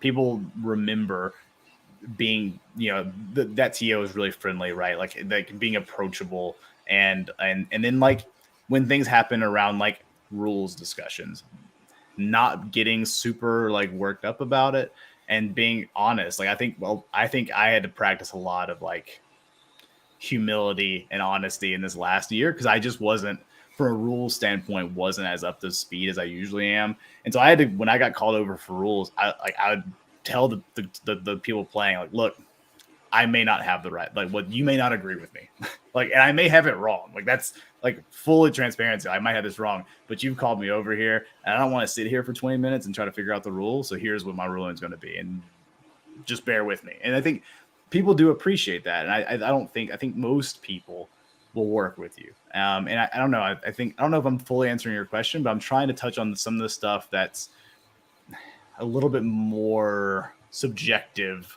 right? And like touchy-feely emotional side of being a TO than like the number of terrain pieces you put on the table and stuff. You know what I mean? This is exactly what I wanted to hear, because I think this is the detail that, cool, I've written my players pack, I have got a bunch of terrain, I've set up the table. So what? And I think, you know, I want to get to Crazy Horse as well. I don't want to kind of steal anyone's thunder, but I just want to reinforce a couple of things. Is being accessible. I think that's really important. Something that I did last tournament was, so I got some staff shirts printed off. So I had just got like the Sydney GT logo, and I made sure on the back and the front it had staff. So it was easy if someone's in a rules dispute, or if they wanted to ask a question, it was easy to find a staff member. That was really important. But you're right. Like as a tournament organizer, there's so many things to do to keep the ship running that it's easy to stay at your little desk in your laptop and not be accessible. And when someone's like, you're in the middle of, I don't know, Best Coast pairings or doing something, and someone wants to talk to you, but you're not accessible, they won't annoy you. They won't want to annoy the TO. But by walking the floor, taking photos, having conversations, being approachable, goes a long way. So I would 100% agree with what you just said. But before I say any more, Crazy Horse, anything else that you'd want to add? Just a couple quick things. So one would be, start out by thinking about the event you want to run. We've said it a couple times, but it's the truth. Do you want to run the Bone Stock GT by the book? There's nothing wrong with that. It happens every weekend. People will come to that. You can do that. Do you want to do something a little bit different and shake up the tree a little bit? And my event uses 2 lists because I think it's one little thing that is different. It sets us apart from others. Some people like it. Some people might not. You can vote with your dollar. You can come. You don't have to come. A lot of people seem to like it, but it sets us apart. We're a little bit different. If you want to be something a little bit different than the standard GT that anybody can play in at any time, you want to have your own little niche, do it. And if it's not too crazy and far-fetched, you'll see people will come. They'll have a great time. They'll enjoy it. And the other thing is respecting the players. And by that, I mean, I can't tell you how many events I've gone to this past year where there was no players pack. And I don't even mean like a physical pack that they handed me at the event. I mean where if I wanted to see what missions we were playing, I had to go back onto the website where I bought my ticket, click on a hyperlink to then click on another hyperlink. And no one ever told me that that's where I would find a players pack. Another player told me that because that's how they found it. Horse crap to me. I'm like, why? You had my email. You emailed me that, 15 times that the event's coming up. You emailed me to now use this code to log into BCP. Why couldn't you just email me that here's my players pack? I think that, that little bit of respecting the player as far as I was at and I won't name names of people's or places, but I was at a 72 person event and I was at a 76 person large event that most people would know of. Neither of them had a ringer. So I paid $80 for a 5-game tournament and had a buy in round 1 and stood around my thumb up my butt. Not happy about that. The other one was, someone else had a buy and I'm like, that shouldn't happen. Especially, the second time, the guy who had a buy in round 1, this is his first ever GT. He was so excited to come, and now he's got to wait with all this angst even longer. Respect your players. Have that kind of stuff thought out ahead of time. Don't, as a TO, don't be a ringer. Don't play in your own event. You have enough things going on. Have a friend that's willing to drop out if there's not enough people, or step in the kit scenario that someone drops between day 1 and day 2. Think of those little things, and that'll go a long way when you respect the player's time at the table like that, because everybody's committing a lot of time and money to come to an event. They deserve that little bit. Yeah, the players pack for me, first off, players pack for me is, I always write my players pack, even if it's a bare bones first version of it. It's when tickets go live, or actually in advance of tickets going live, because the players pack to me sets the expectation. This is the tournament, this is what you are agreeing upon, and by buying a ticket, you agree upon the standard, the layout, the timing, everything they'll want to run, and it's essentially consent. And sometimes like GBH is coming around the corner, and maybe your tournament's coming in February. So how do I create a players pack for a GB I don't know about? Well, that's fine. Put some to be determined stuff. But if I'm traveling, I need to know when I'm coming in and what I'm doing, and what's expected of me. How are you judging painting? So I've got a couple of pictures of of a Stormcast model that is not painted and will be pulled off the table, one that meets battle ready. Like if I'm going to define painting, well, I need to have examples of the painting that I'm judging you against. If I'm going to be doing sports voting, and what am I measuring you? Like I hate when you say to people like vote someone out of 0 to 5 of how many points they are in sports, because that's arbitrary. But if you go, here's a checklist of here's the things I want you to measure. Did they turn up on time? Were dice rolls clear? Did you blah, blah, blah, blah, blah. It's very measurable and achievable. And that players pack is that consent document between you and everyone comes to your event. So, and if they don't read it, that's up to them. But I think that's critical. 100%. Agreed. Something else that I've learned that I just want to share as well is, it's absolutely crazy, as Gareth's saying, that, they buy a ticket, but they don't know what they're going to get. And, heavily modifying the players pack, massive FAQs or house erratas late in the game, I think is crazy as well. That was one of the events I went to too, was they FAQ'd some stuff, found out the day of like, oh, Catacross and OBR. He's now command ability affects all the legions, not just his named legion. I'm sorry, what now? Yeah. That's a bit crazy. One other thing that I kind of never really appreciated, by the way, I just want to reinforce the buy buster stuff. Thinking about that player experience, and if someone's traveled to, because I get a lot of travelers, right? So for my tournament, I want to make sure that if you're spending a full weekend away from anything that's in your life, your family, your pets, your other hobbies, the gym, whatever it might be, I want to make sure that, your time is well spent. So I definitely have to have a ringer. You definitely want to have a buy buster. You want to have them with a list that is average. Like you don't want to have like the most overpowered, I don't know, Seraphon list where this buy buster is going to be croaknadoed or something off you. Yeah. But I've got like a generic Stormcast, like second edition, Soul Wars ×2 type. It's not crazy. But one thing I've kind of learned over the years that I really appreciate it. And I did a Bathurst GT restream, like a recap that was kind of brought up, was I always try to create at least one social event, either before the tournament or during the tournament. So a morning breakfast. When I went to Bathurst GT last weekend, I put a call out and said, hey, we're all going to have dinner on a Friday night. This is a location. Feel free to come. Because there's a lot of people who come to the tournament that don't know most of the people. And like for me, who's been in the scene for 7 years, either I'm comfortable walking up to someone or I probably know you already. But for a lot of people, it's very intimidating. So as a TO, if there's a way to have a breakfast before the tournament so people can just like have a casual conversation. In the past, I've had like a lanyard with people's names and like their social handles, and I ask them obviously to send it to me in advance. Just ways, or a little sticker that has their name on it.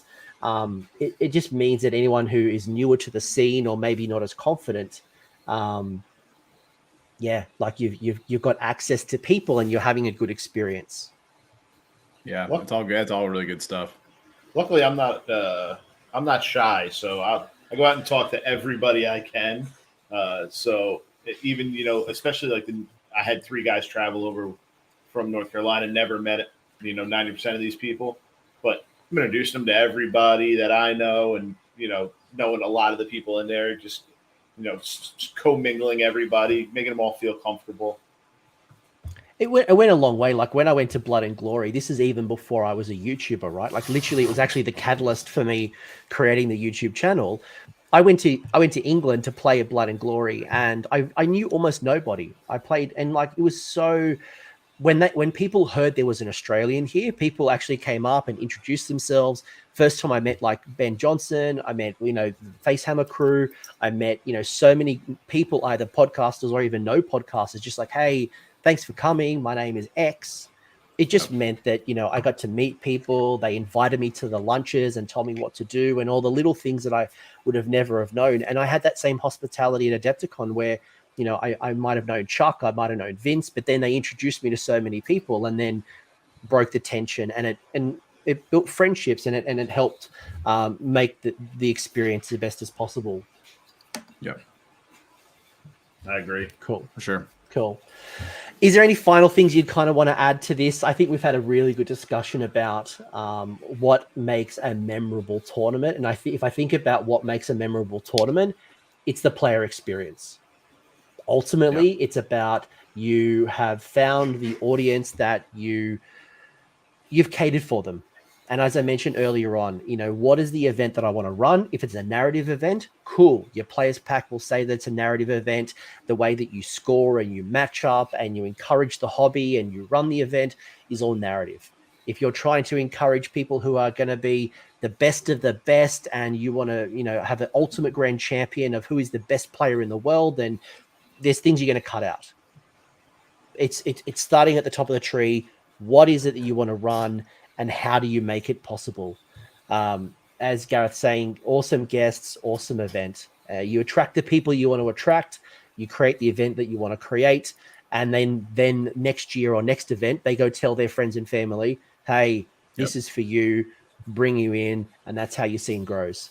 Crazy Horse, I'll throw it to you first, and then David, I'll get you to kind of close off. Is there anything you kind of want to say, or any other final pieces of wisdom when it comes to creating a memorable event?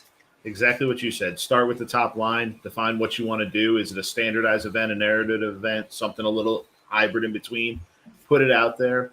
Don't be afraid to ask the community for help if you need a little bit of help, because things are growing bigger than what one person can do. And be receptive to some of the feedback that your tournament goers give you. It's not that they're trying to belittle you or pick on you or anything like that. They just want to see your event grow bigger and better, and it might be something you really didn't think about that you can implement for next year. And trust me, there's plenty of good people in this hobby that will help you out, give you good advice, and want to see you have a good time. So. Yep. I mean, yeah, y'all hit on everything. I mean, I think really, I think it's really important to remember we do this for fun, right? Like we all have, most of us have jobs, most of us have families, pets, whatever, you name it. lot of other commitments outside of this game that we do, right? And so we do this as a kind of a getaway from reality, right? And so I think approaching being a tournament organizer as kind of like a facilitator of that experience, I think is the most important part. And so clearly communicating intent, sticking with your your pack, like things that you wrote in your pack, like sticking to it. And I mean, yeah, at the end of the day, just trying to make sure that people are having the best time they can. Being open to criticism and making every year an improvement. You're not going to nail it your first time, but maybe your third, fourth time, maybe you start getting close. I've got two people I'm going to talk to right now. If you are a player and you're not a tournament organizer, you have no idea how much work goes into running an event. You're thinking about event. David's talked about painting. Crazy also talked about a lot of money going into 3D printing and the effort and all. There's so much that goes on behind the scenes. You have no idea. So showing your thanks and appreciation, whether it is a little Facebook post on the event to say thank you so much, shaking their hand, buying them a drink, grabbing them a coffee, grabbing their lunch. If there's anything you can do to just show some appreciation, it doesn't have to be money. I know just thanking them and like at the end of the event, giving them a hug, shaking their hand, whatever it might be, goes a long way because it's a lot of effort and I'm not playing. It's 2 days alone that I'm not playing my hobby, let alone all the time that I haven't spent on my own hobby, getting terrain, boards, setting up takes hours, money, like so much, right? So I've talked to you, show some appreciation to your tournament organizer. To the TOs, I think enjoy yourself as well. I think that's probably the other part. I think we get so heavy on event planning that it's easy to forget that, it's our fun too. So make sure you're taking photos and videos and you're hanging out and, chatting to people. So I wouldn't trade it for the world. I love running tournaments. It's a great way to give back to the community. But equally, I can't wait to see more people stepping up to take on a little bit, because if everyone can run one little event, it means there's just so much going on. Yep. Agreed. Yeah. If people want to talk to either of you, your Twitter handles are below. Any shout outs you want to make into the community, people you want to acknowledge, or any love? Oh boy. If I'm, I don't know. There's so many people. I mean, all the people who help out every year with NashCon. There's a lot of people in the community who come in and support through with teardown setup. People bring it. A lot of people brought in terrain, mats. You know who you are, and I appreciate you from the bottom of my heart. Yeah, thank you for everybody that helps with the teardown, especially. That is, everybody's trying to get out of there, and then you've got 2-3 people left with a lot of cleanup. So everybody that helps, greatly appreciate it.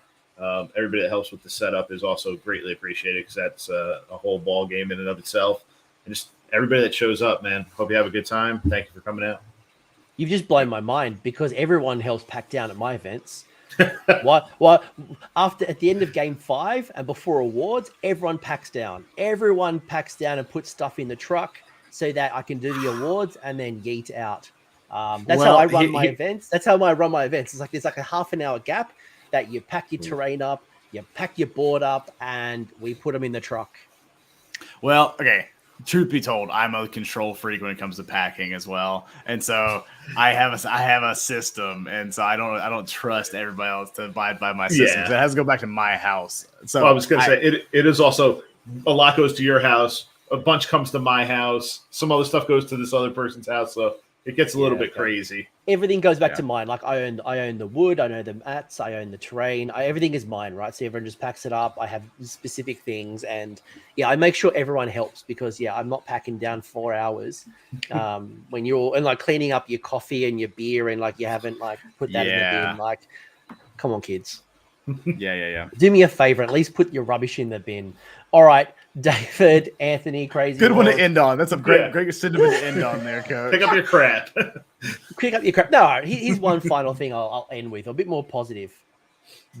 Use your Eddie Guerrero. Lie, cheat, steal. No, just Like, go to other players' events. Like, I don't think I've seen any true original event. Everyone has bastardized something from Warhammer Fantasy Battles, from another gaming system, 40K, or has gone to the global Age of Sigmar. Look at the big events. Look at the LVOs, the Adepticons, the CanCons, the NashCons, the SoCals, the Old Town Throwdowns. There's so many events out there. If you are a new event organizer or you're looking to improve, grab all the players packs you can find, read them, and steal and borrow the things that you like, and ignore the things you don't like. If you see one particular event runs a really good painting rubrics, and one person likes the way that you announce your battle plans, grab and make a mongrel version of your player pack, because we all borrow and build upon the events before us. So no event I've ever seen has been actually original where I've gone, holy shit, you have done something I've never seen before. We've all bastardized something. Completely agree. Yep. Totally agree. All right. David, Crazy Horse, thank you so much. I'm going to do the outro. Thank you, everyone, for listening. I hope that was valuable. And hopefully one day when teleporting happens, I can come to NashCon. It's definitely on you and like Holy Havoc or the Holy Wars. Definitely one I want to go to. It's very high in the radar. Definitely. Would love to have you. Let's make it happen. Be amazing. Love to come. All right. All right. See you, folks. Thanks, Awesome. everyone. Thanks. Thank you. Bye. Thanks for hanging around until the end. I hope you enjoyed that video and you walked away with a few new ideas. If you did, I would love it if you press like on the video, as well as left me a comment to let me know what your thoughts are. The conversation will continue over on Discord, and the link is down below in the video description. I want to give a massive shout out as well to the AOS Coast Patreons and YouTube members who are going in, and the funds of supporting the channel and the growth that you're seeing here. So cheers, you're all bloody legends. And until next time, don't roll a 1 on a redeploy.